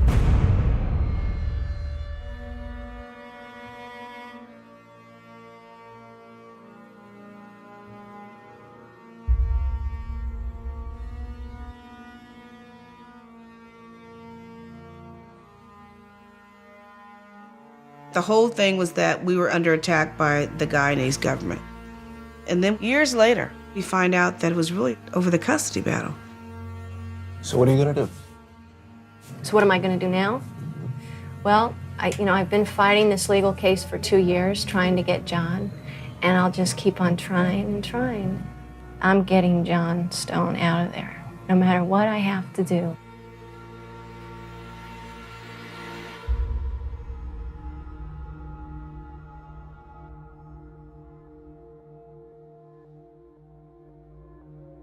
This was 1978. I was a legislative counsel to a member of Congress in San Francisco. The concerned relatives started writing to members of Congress, Congressman Ryan being one of them. I think the issues in this campaign are pretty much where they are any place else in the country. They're concerned about their jobs, they're concerned about the war in Vietnam. Leo Ryan had a reputation as a man who was willing to investigate. When he was warned that there was abuse of prisoners, he got himself anonymously put in prison for a week. When the fate of baby seals was brought to his attention, he went up to defend the seals by throwing his body in front of one of them. The first thing we have to do is to get in touch with Jonestown. Congressman Ryan had this uncanny ability to look beneath. And he listened to these defectors. Many of them were interviewed, and it became very apparent to him that there was something wrong. I'm trying to find out what the facts are as an absolutely non-committed person. So he decided that he wanted to do a congressional delegation trip to Guyana and visit the People's Temple there. At night you hear gunshots, and Jim says those are the people out there trying to come in and kill us. He's got everybody scared. In preparation for the trip, I remember sitting in my office listening to audio tapes of interviews from defectors and having this ominous feeling. I did have a premonition about the trip.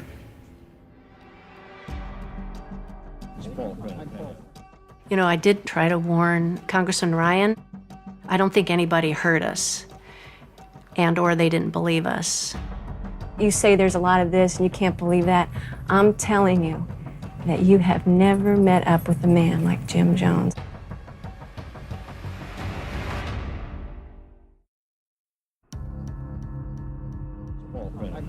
Tuesday, November 14th. Congressman Leo Ryan and his party of people related to cult members, reporters, and cameramen left the United States for Georgetown, Guyana, hoping to get to Jonestown.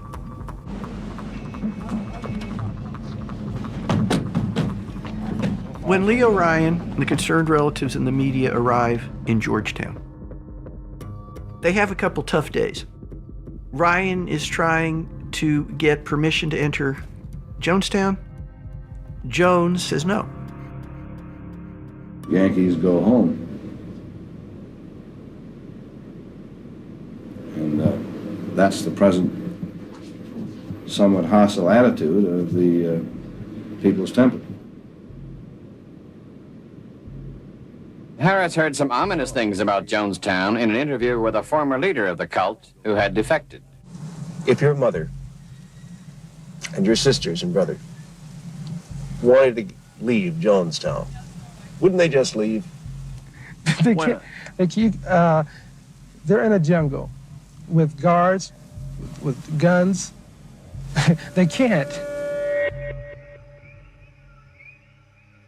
I was in the radio room on Thursday night. The phone rang and it was Jones. And he said, "So what do you think?" And I said, "They're expecting to be turned away. I think we should let the congressman in." He said, this is a shitty way to live." And the conversation went on, and all of a sudden he just, and he went into 20 minutes of non sequitur sentences, slurring half the time. I was terrified. I mean, I thought, oh my God, the leader has lost his mind. Literally lost his mind.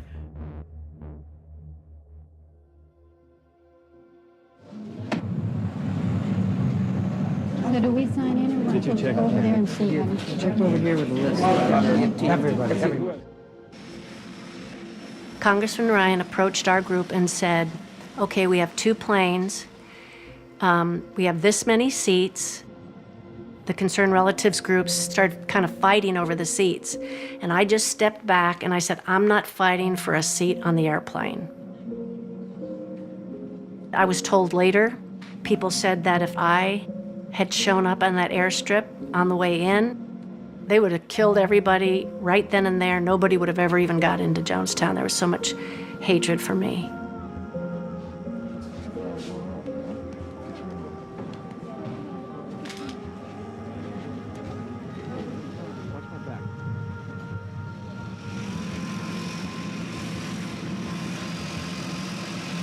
Friday, November 17th, Congressman Ryan and his party headed for Jonestown, not certain whether they would get there or what they would find.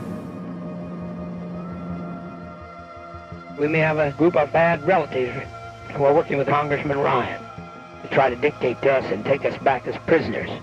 And that means every one of you will have to say to your relatives, no, I will not be a prisoner. No, I will not go back. We were told that Leo Ryan was coming because he was part of the CIA. We were drilled and drilled and drilled and drilled and drilled. People were rehearsed, and so it was a huge, huge, huge deal. The government didn't hear him to come in and CIA conspiracy, but I do know it's real.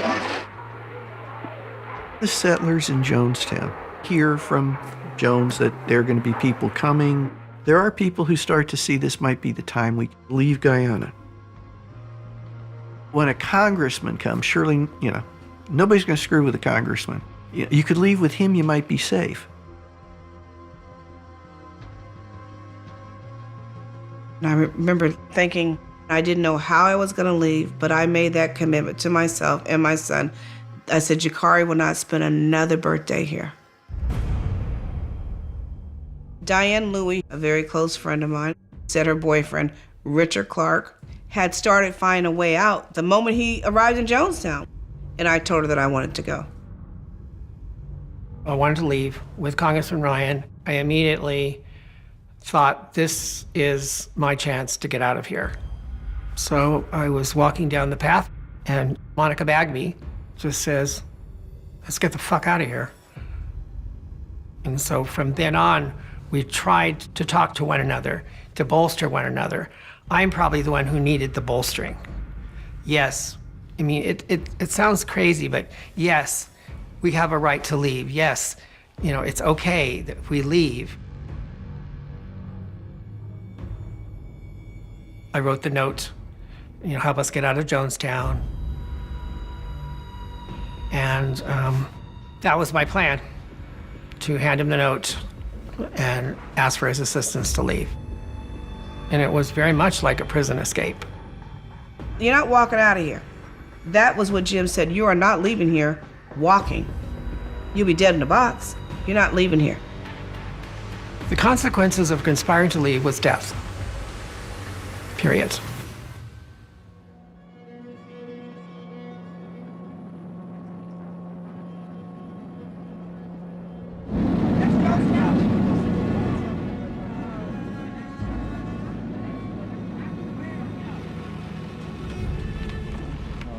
I'm Congressman Ryan. I'm from the United States government, and we're here to inquire into the health and the welfare of American citizens who are here. If you want to see your congressman, stick around. He may come in.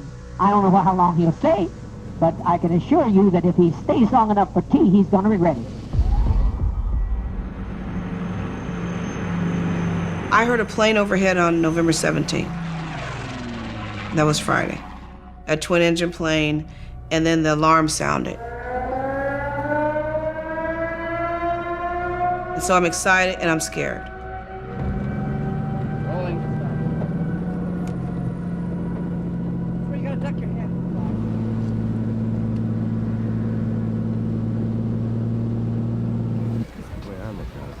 First, we went on a tour of the commune, and it was impressive.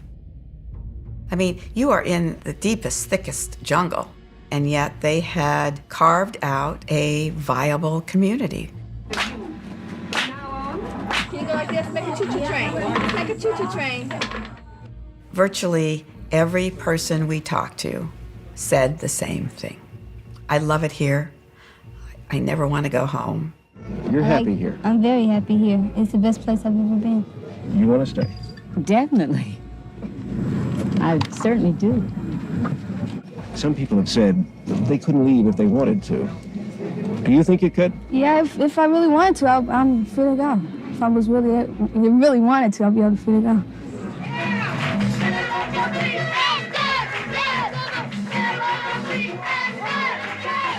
They had entertainment that night. Jim Jones was showing the congressman, this is our people.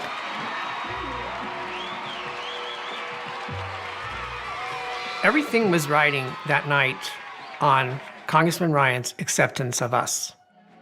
So the atmosphere was extremely tense. There's a huge show being put on for the benefit of the community, but obviously for us as well. The entertainment is going on. Ryan was invited to get up and talk to everybody. I'm very glad to be here. This is a congressional inquiry. I think that all of you know that I'm here to find out more about questions that have been raised about your operation here. But I can tell you right now that whatever the comments are, there are some people here who believe that this is the best thing that ever happened to them in their whole life.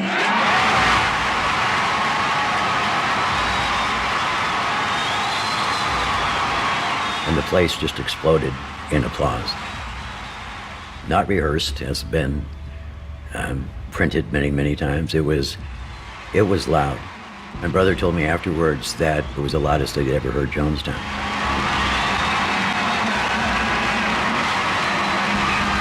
But it was manic. There was an artificiality to it. And it didn't just go on for 30 seconds. It went on for minutes and minutes.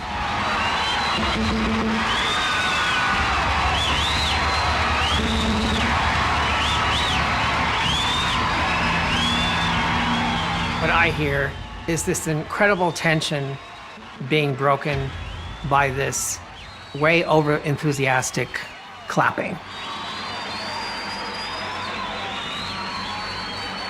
It was during the performance that I thought, this is my chance to get out of here.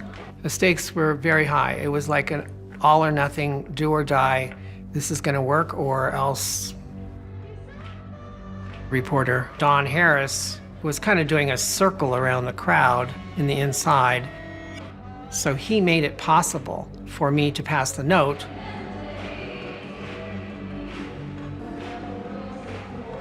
And I put the note in the kind of the curve of his elbow. But the note fell out on the ground. And this little kid I think it was 10 or something, he started yelling, "He passed a note, he passed a note!" And I picked it up and I said, "I think you dropped something." I handed it back to him, and he walked on. I'm exposing myself totally, and I am in pure terror. Don Harris approaches us, and he hands Congressman Ryan a note. And the note had Vern Gosney and Monica Bagby's name on it. And it indicated they wanted to get out of there. So my heart sank. I thought, this is it. It's really true. People are being held here against their will. We hear Vern Gosney has passed a note to somebody saying he wanted to leave. Diane comes and she says, "We're leaving tomorrow." That was the plan. After the performance, Congressman Ryan came and spoke with me. And he said, "You are the first one to ask to leave. You'll have the first seats on the plane." And I told him, "You're in extreme danger. You need to leave now." He said, "Well, we can't." He didn't have any transportation to leave. He couldn't leave if he wanted to.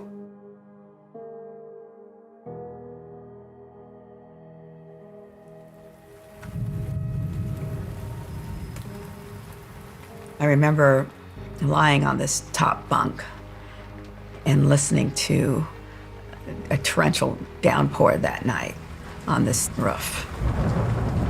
It was staccato sound. And I don't know that I got a wink of sleep that night. I was just thinking, how are we going to get out of here safely?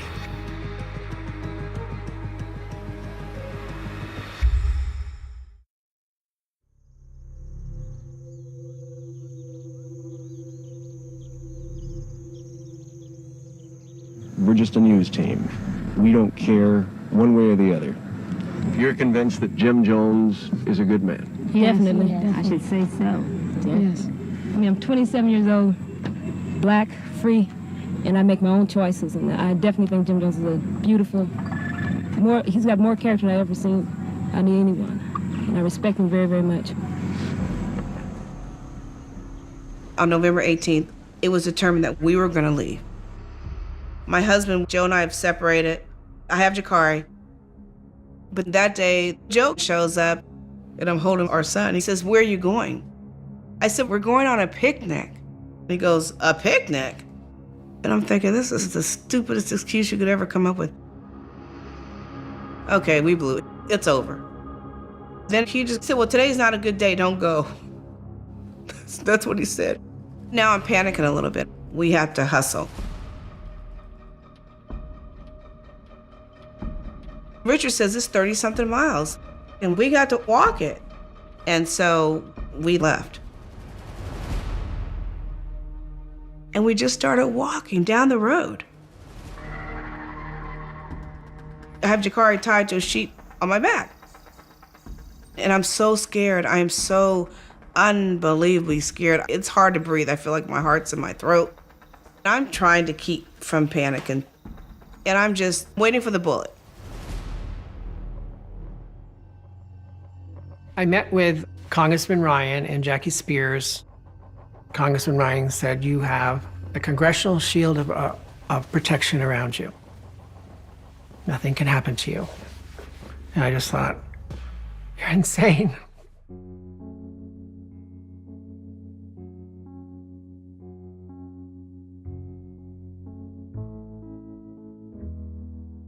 So then I went to say goodbye to my son.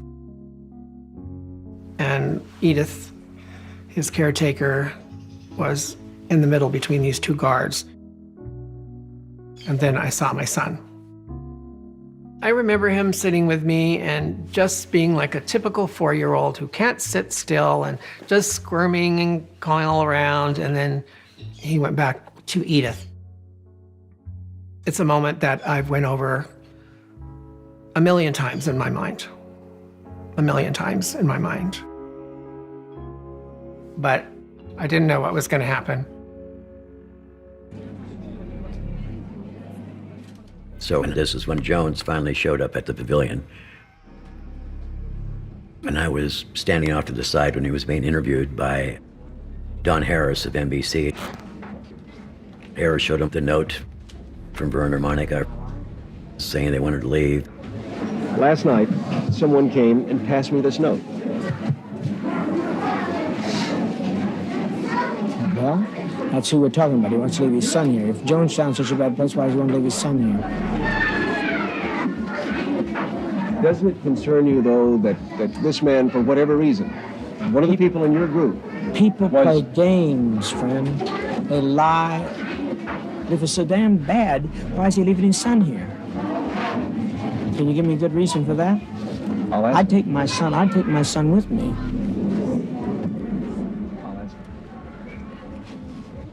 But you could see that he was not right. I mean, I couldn't see how not right he was, but you could see he was not right.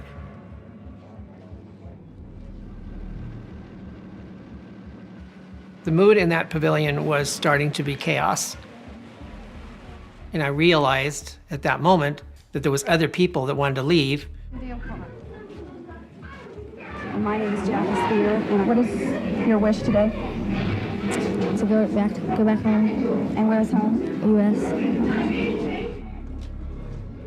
I was quite shocked because those two families came with Jim Jones from Indiana. It's not that I don't think what you're doing here is wonderful, because I do. Just know that there's always a place for you. Always a place. Sorry. I said there's always a place for you. I know there is. I know there always will be a place for you. An unforgiving person. People that had been with Jim for decades came up and said, we want to go. And all of a sudden, the whole mood changed. I remember there was this screaming match going on. You bring those kids back here! You bring them back! 1 second. A couple with a child was pulling on the child.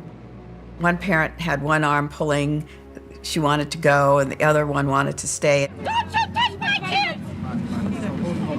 Mother! Wait, I'm taking my kids! No! And I'm thinking, oh my God, this is... The intensity of emotion had just skyrocketed. I had tears rolling down my face. It was so incredibly emotional. But Jones's demeanor changed. I could see the anger growing on his face. In terms of people leaving, it had gone from 7 or 8 to now 13 or 14, and now another 9. We're up over 20 people.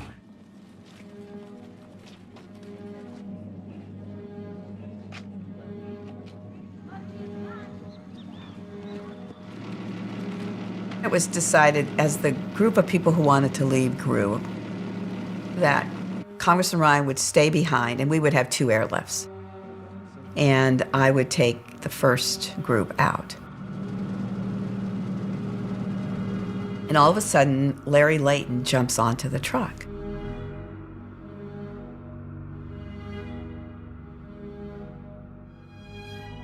Dale Parks came and said, Larry Layton is coming with us. You've got to watch him. He's a plant. He's not a sincere person who wants to leave. We've got to watch him. And so we all got on the truck. We're getting ready to leave, and I remember talking to Don Harris, and we were feeling relieved, like we were getting out of this powder keg. All of a sudden, the wind, I mean, literally out of nowhere, the wind picked up to like 35, 40 miles an hour. The sky turned black, and just this torrential downpour happened.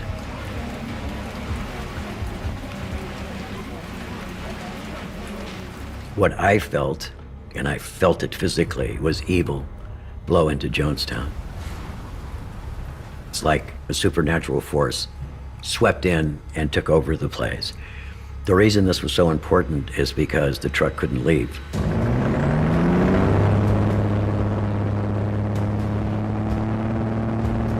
They kept running the motor and couldn't get out of the mud. But what was going through my mind is, you're not getting out of here. You're not going to leave. And then there was this eruption from the pavilion. Congressman Ryan is back in the pavilion. He's across from me, he's talking to me, and I noticed a man named Don Sly walking up behind Congressman Ryan. He's shaking like a leaf, and it looks like he's actually crying. And I thought to myself, somebody else is leaving, you know? Oh well, he's leaving too. And all of a sudden, a knife comes out, and he says, all right, motherfucker, you're gonna die. We all jumped on him, and we got the knife away.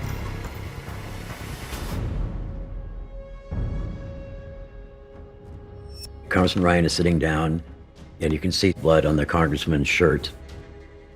He was obviously shaken up. Somebody was trying to kill him.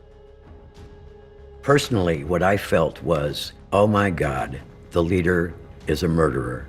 I've been playing peace and love, and he's a fucking murderer. I felt completely naive. By this time, Jones is sitting there, and he's like this, and he starts, I've never felt Jonestown so peaceful. And I got chills all over my body, because Jonestown had never been more in pain or more agony. It felt literally to me like Jonestown was disintegrating in front of my eyes.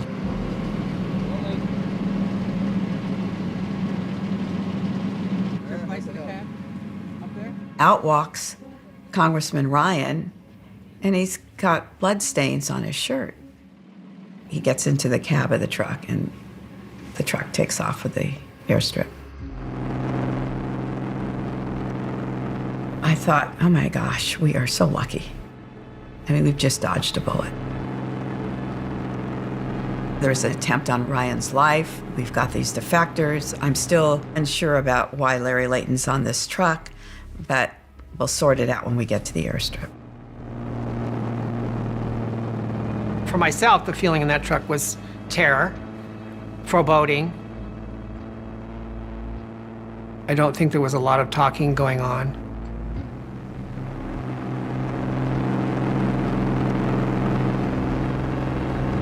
It's 6 miles to Port Kaituma. The roads are narrow, the roads are muddy, it's going to take a little while to get there. They're gone maybe 10 minutes when a tractor pulls out of Jonestown after them, and there's a number of men on it, 6, 7, 8, all armed, and they disappear too. At this point in time in the pavilion, I'm kind of afraid because I helped save the congressman's life. So I started kind of easing my way out of the pavilion. I walked back to the cottages, and I felt literally like there was a target on my back. It felt like I had a sniper's scope on my back.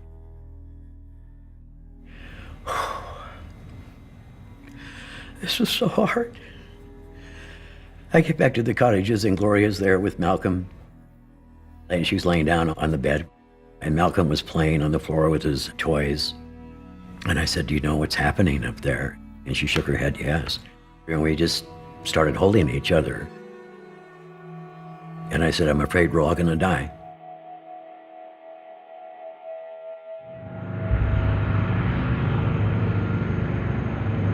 At Port Kaituma, Ryan, because there's so many people coming, has called ahead asking that an extra plane come, that there would be 2 planes instead of 1.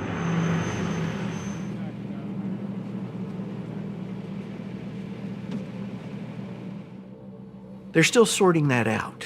When Leo Ryan is going to go ahead and give an interview to the TV crew on the tarmac. Did he say anything when he came up?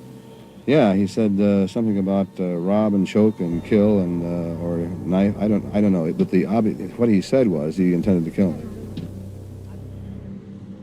Congressman Ryan is talking to some members of the press. I start to board passengers onto planes, and I'm boarding the smaller plane first. Myself and Larry Layton were assigned to the small plane. Congressman Ryan at this point has come over, and I says, you know, I don't trust Larry Layton. I don't want to be on the same plane. One of the press people is there, and I said, would you just frisk him? He frisks him, doesn't find the gun. All of a sudden, in comes the tractor from Jonestown. They're starting to think, uh-oh, there's trouble.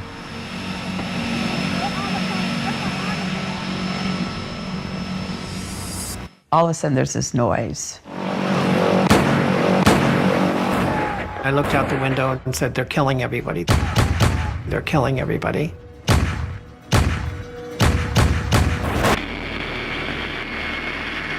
It does not even register to me that its gun's going off. I see Ryan running. All of a sudden, I'm hit. I looked out the window, I said, they're killing everyone, they're killing everyone. And I turned to Larry and he shot me twice. Point blank, one on each side, once in the leg. And then Larry shot Monica twice in the back. I think he had one bullet left and he took it and pointed it right in Dale Park's face. And pulled the trigger and the gun misfired. And so we had the fight for the gun.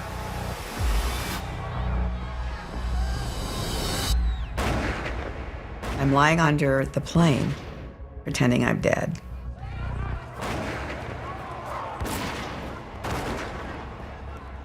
And I look down at the right side of my body, and my whole right leg is just blown up. And I realize that I'm dying. The adrenaline was running. I felt no pain. I was in survival mode, and I overpowered Larry Layton. I went out through the pilot's door. I could still hear the gunshots, and I ran to the side of the runway until I collapsed. And I just started calling for help. There are other people grievously wounded. Some younger people who were part of the group run into the jungle. Other people are slightly wounded, trying to hide in the grass. The gunmen make certain that Leo Ryan is dead. They could have continued hunting for the wounded, finish them off, but instead they get on the tractor and return to Jonestown. Eventually, Guyanese locals get to the airstrip and place me on the side of the airstrip. Unfortunately, I'm placed on top of an anthill. So all of a sudden I have these ants crawling over my body. And I oftentimes say, you don't sweat the small stuff when you're dying. I don't recall how big the group of assassins were. I don't know, 4, 5, 6. They were all people I knew for many years. All the assassins, including Larry as well. I knew everyone. There are 5 dead on the tarmac. The 5 dead include Ryan, members of the media, and one woman who had been at Jonestown and was trying to escape.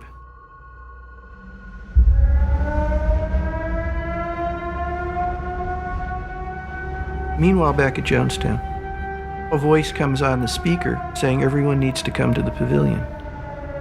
Jim Jones realized it's no longer a matter of if, but when. He's not going to be able to go back to the States. What was going to be left to him was to tell his followers that now is the time. We're committing a revolutionary act. The congressman's dad, they've killed people. So my dad, at this point, he knows he's gone. So he knows he's going out, and now he doesn't want to go alone. As people were walking up from the cottages, it was very quiet, it was very somber. I see Jones in his conversation, and it's very animated, and it's obvious that something is going on. He's saying that there are people coming right now to attack us. They're going to take us out. This is our final stand. Maria Katsaris comes up, whispers something in Jones's ear. Maria Katsaris was one of Jones's true quote-unquote lieutenants, one of the people that was closest to Jim Jones. Jim looks at her and he goes, "Is it supposed to be quick?" She goes, "Yes, it's supposed to be quick." And he said, "Does it taste okay?" She goes, "Yes, it's supposed to taste good." Somewhere in Jonestown, human guinea pigs were testing cyanide that was mixed in a vat of Flavor Aid. Flavor Aid was a cheap Kool-Aid knockoff.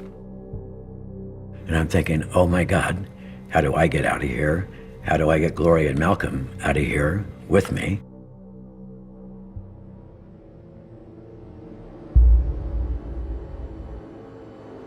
As people are gathering in the pavilion, Jones took the stage.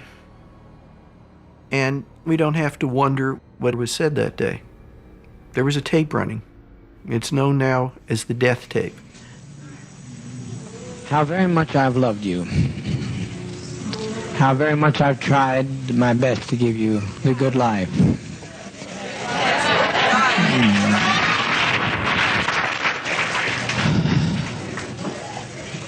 But in spite of all of that I've tried, a handful of our people, with their lies, have made our life impossible. There's no way to detach ourselves from what's happened today. And we are sitting here waiting on a powder keg. It was said by the greatest of prophets from time immemorial, no man takes my life from me, I lay my life down. If we can't live in peace, then let's die in peace.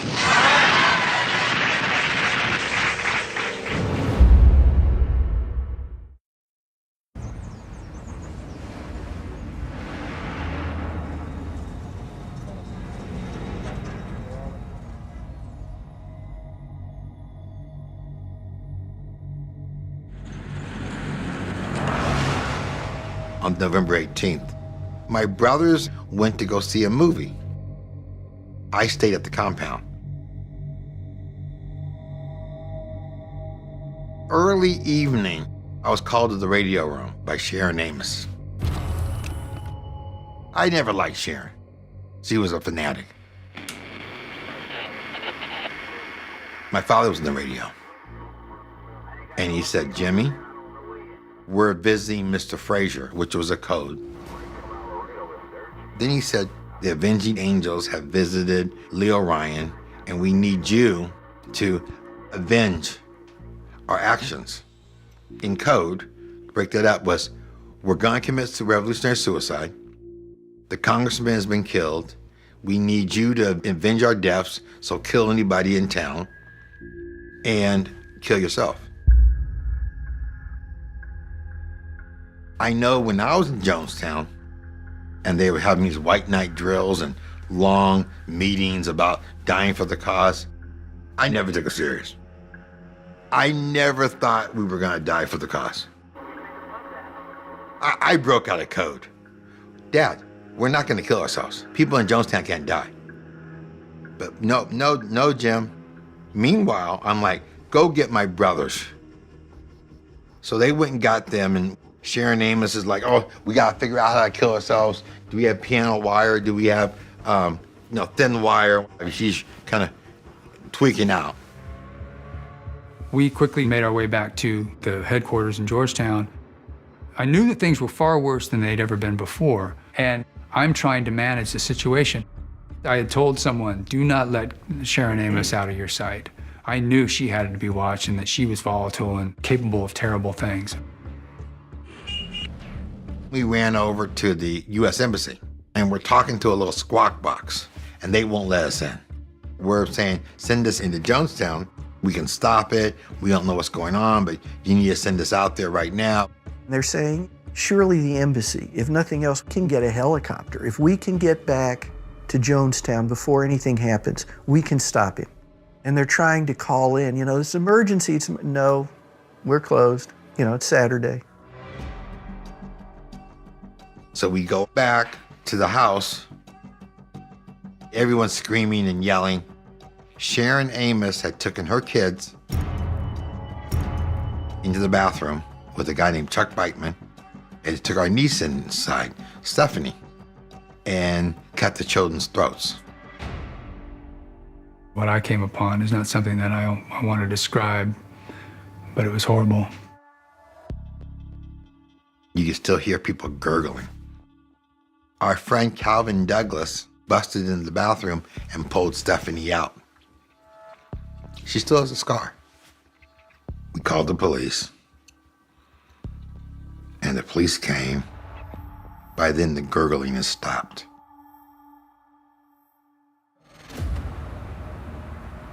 Back in Jonestown, Jim Jones is on the stage. I don't know who fired the shot. I don't know who killed the congressman. But as far as I'm concerned, I killed him. You understand what I'm saying? I killed him. He had no business coming. I told him not to come. And as soon as the word gets out, the Army's going to be parachuting in. They're going to come for us. They're going to kill us all. They're going to get our kids. We can't let that happen. We need to commit revolutionary suicide. We can't go back. They won't leave us alone. They're now going back to tell more lies, which means more congressmen. And there's no way we can survive. As they are in the pavilion getting ready to commit suicide, a woman by the name of Christine Miller begins to question what the logic is behind letting 14 people who defect cause the deaths of over 1,000 people. Yes, Christine. I said I'm afraid to die. I don't think you are. means. I don't think you are. But I look at our babies and I think they deserve to live. I agree. You know? But also they deserve peace. I'm completely schizophrenic at this time because one part of me is saying, everybody's going to die. You're going to die. And another part of me is saying, this doesn't make any sense. You don't kill everybody. Everybody dies. I haven't seen anybody yet that didn't die. And I like to choose my own kind of death for a change. I'm tired of being tormented to hell. That's what I'm tired of. Tired of it. By this time, the pavilion is filled up with people. There's armed guards around the pavilion, but the energy there was just, I don't even know how to describe it. Defeated. It was kind of like people had been crushed. At this point, I'm kind of intellectual. It's like, well, how is this going to come down? How am I going to die? What's going to happen? Because I'm not going to go down without a fight. When there's a tap on my shoulder. He's been tapped on the shoulder by Maria Ketzer. So's his brother Mike. Jim has a job for you. Come with us. And they're taken to a back cabin. And there are 3 suitcases. She goes, we have suitcases of money that need to be delivered to the Russian embassy in Georgetown. Will you take them? She gave us each a gun. She said, if you're successful, take what you need to live on and have a good life. But under no circumstances are you to be taken alive. You're to kill yourselves if you're caught. As to why I wanted to go to the Russians, I don't know if it was Jim Jones' final FU to the United States government. I don't know. But I said yes, and in my mind, I was buying time because I couldn't catch up. I could not catch up with what was going on. Who wants to go with their child has a right to go with their child. I think it's humane. I want to see you go, though. I don't want to see you go through this hell no more. No more, no more, no more. As the vats of cyanide-laced flavor aid are brought out, they are instructed to give the drink to the children first. Because, of course, once the children have been poisoned, how can any adult live after having watched their own children die? Hurry, my children, hurry. All I say does not fall into the hands of the enemy. Hurry, my children. They have syringes, and they're going to squirt this stuff in the babies' mouths. No more pain now. No more pain. No more pain.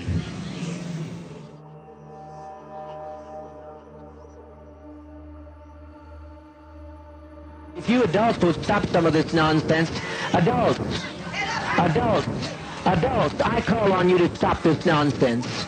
I call on you to quit exciting your children when all they're doing is going to quiet rest. I call on you to stop this now, if you have any respect at all. Meanwhile, the adults are about to have their turn. Where's the vat? The vat, the vat. Where's the vat with the green sleeves? Bring it here so the adults can begin.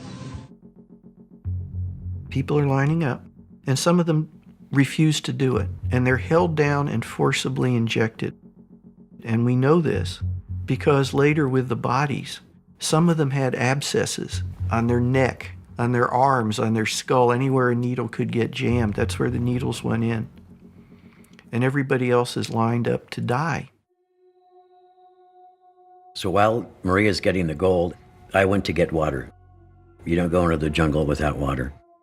As I'm approaching the back of the pavilion, it's when people started dying. I cannot go through the rest of it today. I just can't. But needless to say, my wife and son were dying. It was just darkness. There was no light anywhere in my life. As I was walking back to Jones's cottage, Carolyn Layton was coming up, and she said, "What's wrong, Tim? Why are you crying?" All I could say is, "They've murdered my son, they've murdered my son, they murdered my son."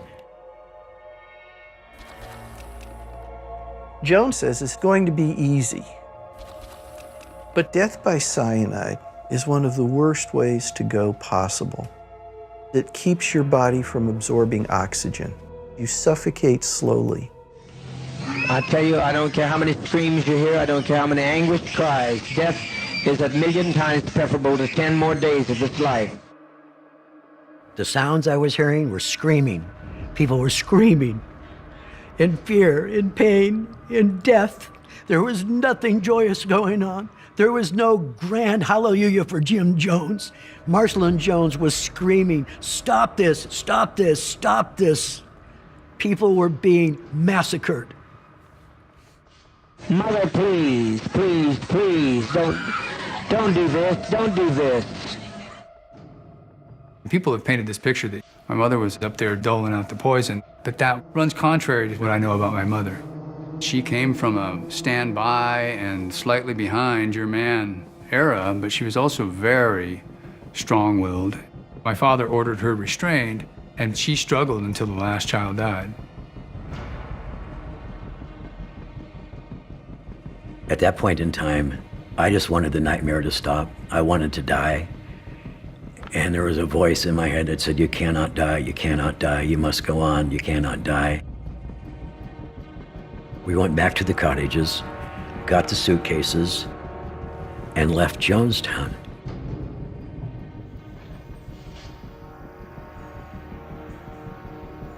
At this point in time, I didn't even know if I wanted to live.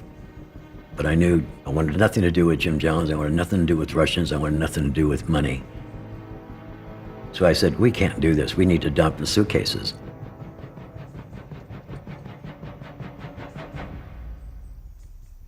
And there's a part of me that doesn't even believe that I just saw what I saw. 1,000 people say we don't like the way the world is. Take our life from us.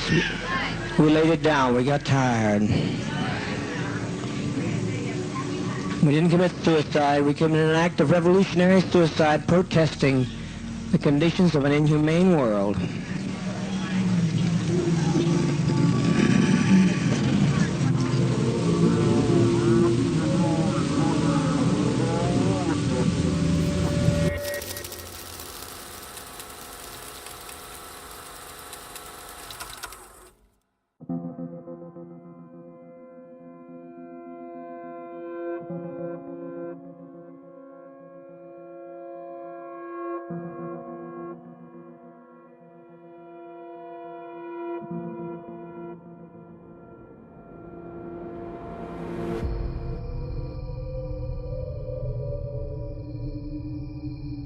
There's been a monsoon the day before. Steam is rising up off the ground. It's like fog.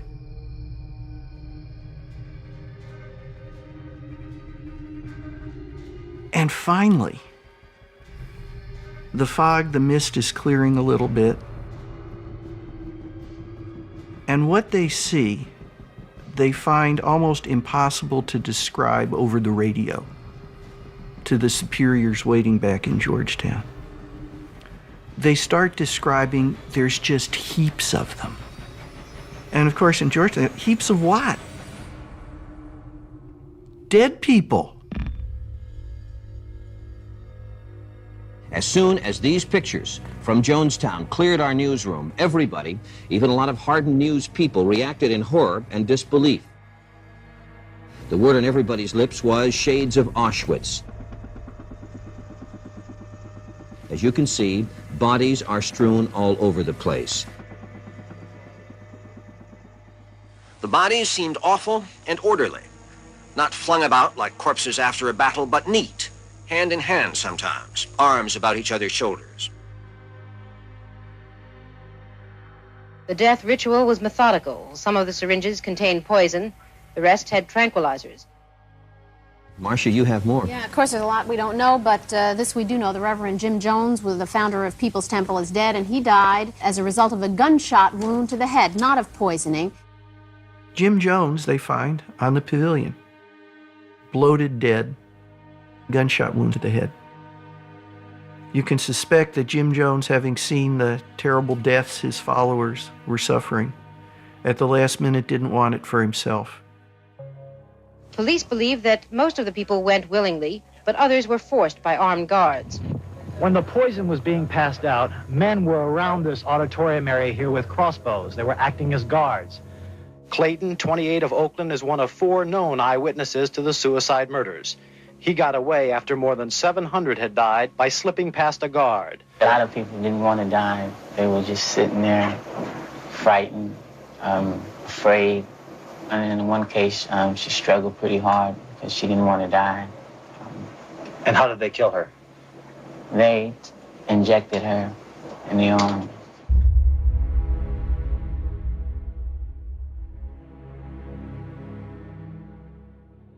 The soldiers, they're asked, can you count them? And they try.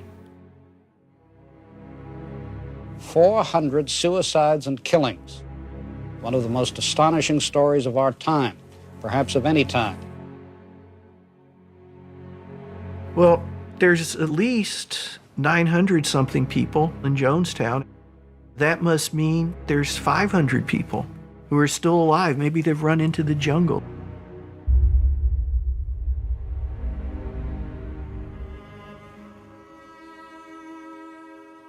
The morning that we left, my plan was to escape, come back and get my sister and brother and my niece and nephew. So once we realized that the tragedy happened, I'm just praying that one of my family members ran to the jungle, if not all of them. But the body count was wrong from the beginning.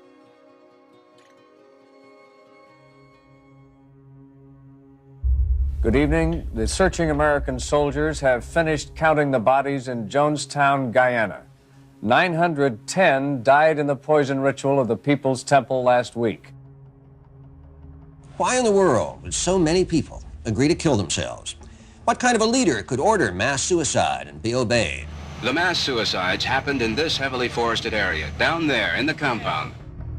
The narrative is mass suicide, sheep drinking the Kool-Aid, voluntarily drinking the Kool-Aid. And yet, a lot of people were murdered. And if you just seen your child murdered, besides wanting to kill the motherfucker that did it, would you want to live? The answer is probably no. If you believe that the only choice you have is dying by drinking a poison or getting shot, are you committing suicide? Or are you taking the easiest way out because you know that you're going to die anyway? The bottom line is what happened in Jonestown, Guyana was murder.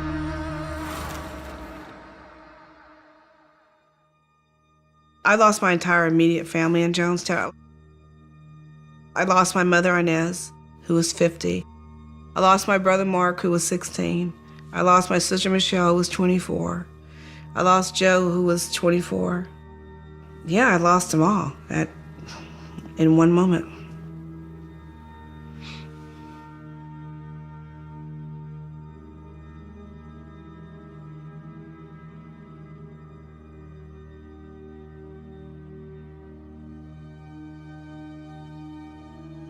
They didn't want me to keep my hopes up for John Victor. But finally, one of the survivors said that they had personally seen John and that he had evidently been taken. He was in Jim's cabin, and then he had been injected, and they actually saw. So I knew for sure that he was deceased, so.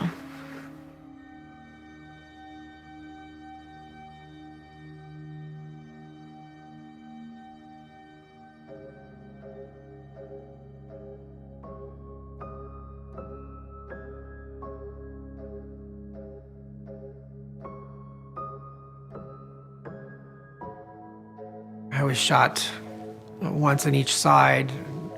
My diaphragm, my stomach, my liver, my pancreas was removed. When I came out of ICU, I found out what had happened in Jonestown because I did not know. The psychiatrist just came into my room and opened the paper like this to show me the pictures of the dead bodies.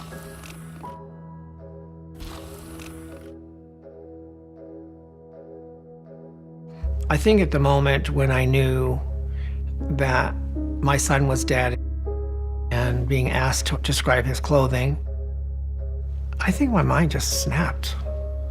I just think I just had a mental breakdown. I didn't function really well for a very long time.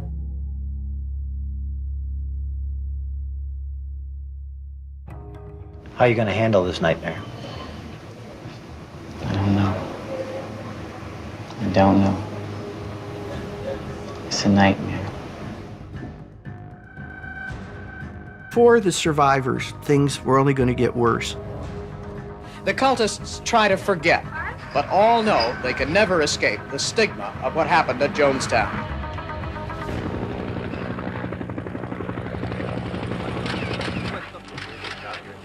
My name's Tim Carter, but I really don't want to talk right now. Tim, please, this is very important. I lost 2 friends here, too. I lost my wife and my son. I don't want to talk right now. We get to the airport, and all of a sudden there's just reporters everywhere.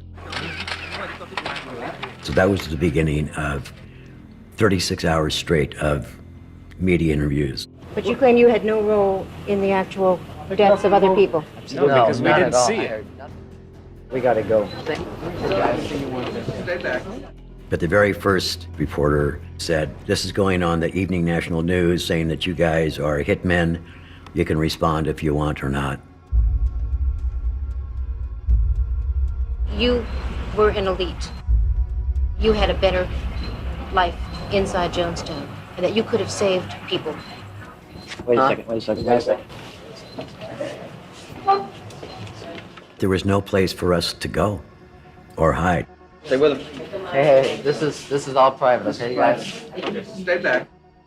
After everyone died, the media was everywhere. It wasn't mass suicide, you know, it was mass murder. I wanted to stop it. All those people in my life, all of my 19 years, I've known no one else, right?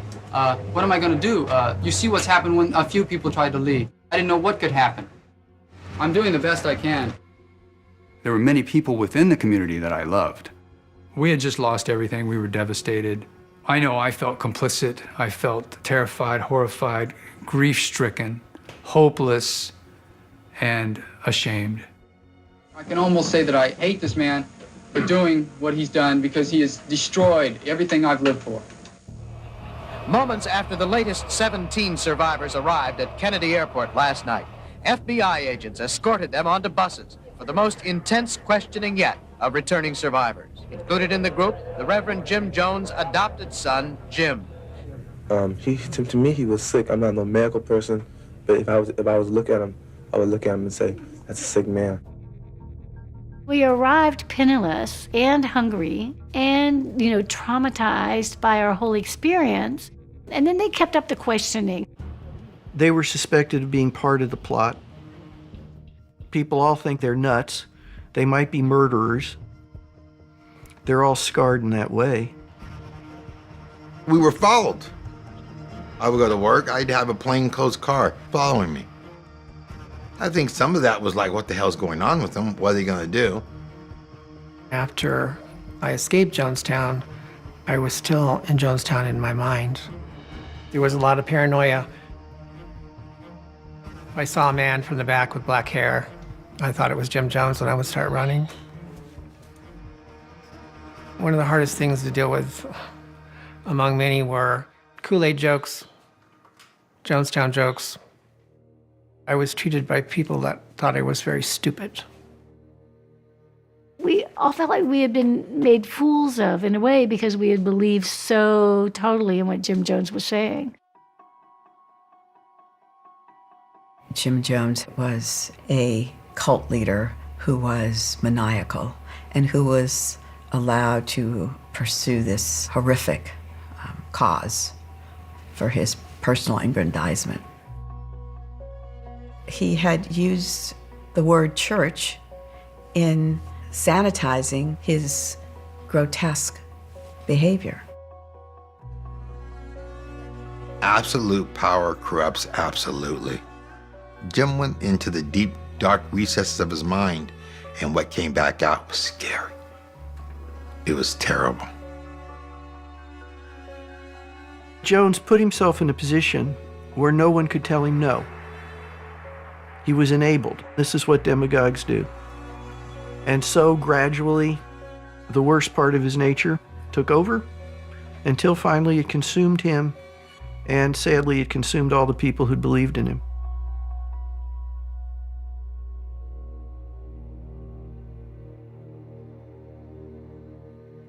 I felt it was my responsibility to attend as many funerals as possible, especially for my friends of mine.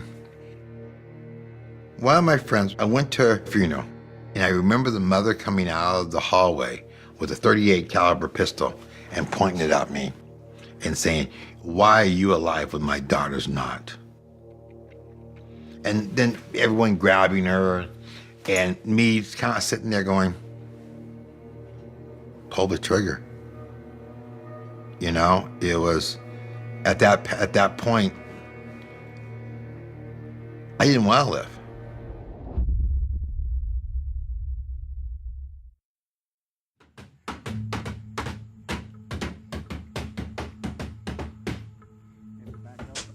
Little has changed in the settlement itself. There are police guards patrolling to keep visitors away. The chair in which Jim Jones sat when he called on his people to die is still there, along with the benches where they sat and listened and obeyed.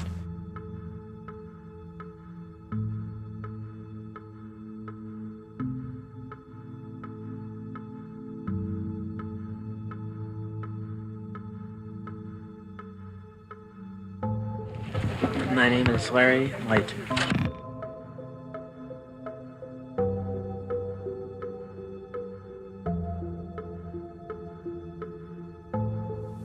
Most of the temple survivors and defectors who returned from Guyana have settled in San Francisco. The People's Temple building was sold. It is now a Korean Presbyterian church. Doctors say that almost all the former temple members live with anxiety, fear, and guilt. I think that they will be able to build a life for themselves. The fears, the memories, and some of the scars for many of them, it'll be a lifelong process trying to deal with that. For many years, I wasn't healing. I was battling demons on a daily basis, using everything I could to quiet the noise inside me.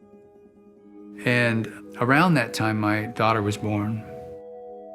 That little baby cracked my heart open in a way that pushed me toward life instead of choosing the easy way out.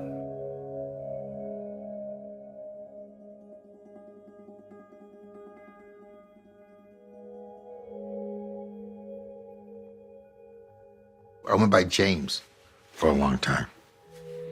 And it wasn't until many years after that I even went by Jim Jones again. After 40 years, I've lived 2 lifetimes outside People's Temple. I'm grateful that I survived.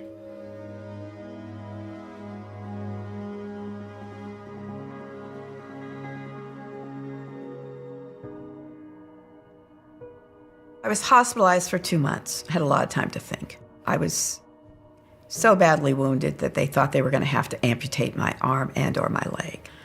I had gas gangrene through my body. I just made a commitment to myself that I did not want to spend the rest of my life as a victim or survivor of Guyana. And I made a commitment then to spend the rest of my life in public service, to continue Congressman Ryan's legacy.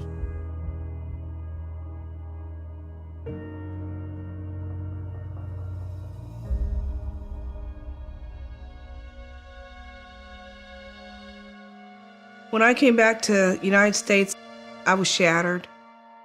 I came back with survivor's guilt and I wasn't diagnosed. I was like, why did I survive? Why was I allowed to survive? Inside, I was so broken. I didn't start healing until 20 years later. My son, Jakari, calls me his, warrior queen. He understands the sacrifice that I made. He knows every step of the way I'm there.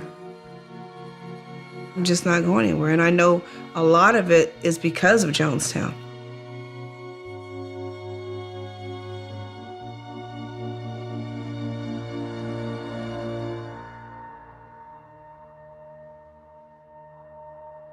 I call Leslie Wagner my hero because she left with her son.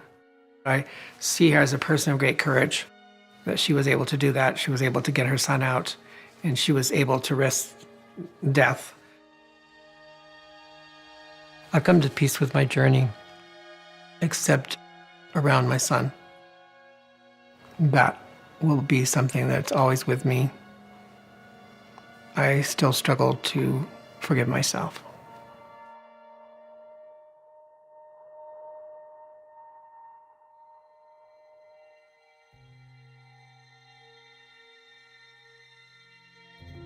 The former temple members try to comfort each other. Their temple past is their bond. Whatever their thoughts about Jim Jones, they are all trying to rebuild shattered lives. All of us, if we allow ourselves to step into that story, there's something there we can use. And I pray that anyone watching this can take away from it whatever is valuable to them as a way of honoring those we lost. There are many lessons to be learned from Jonestown. I look at the world today, I look at the environment that we're in, and I see this parallel. And I look at how People's Temple began. It began in a time where there was a socio-political change, but it was also based on fear. We are in the same type of environment, if not worse, that could generate something much, much more dangerous than Jonestown. It could happen again.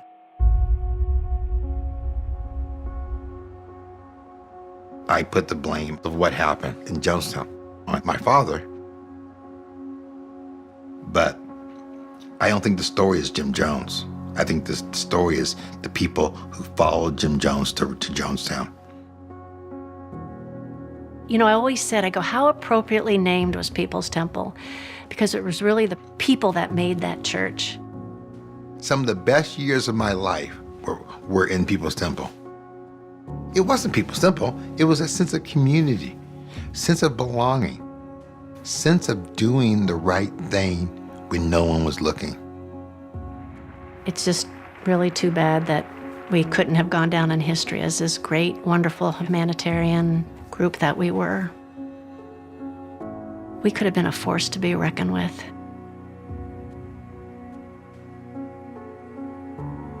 I wish that there was an easy answer around People's Temple and Jonestown, but there are no easy answers. And anybody that has taken the time to get to know the story has discovered that, oh my gosh, these were like real folks, And nothing special about us, nothing unspecial about us. Maybe even like me. And I might have actually joined something like that.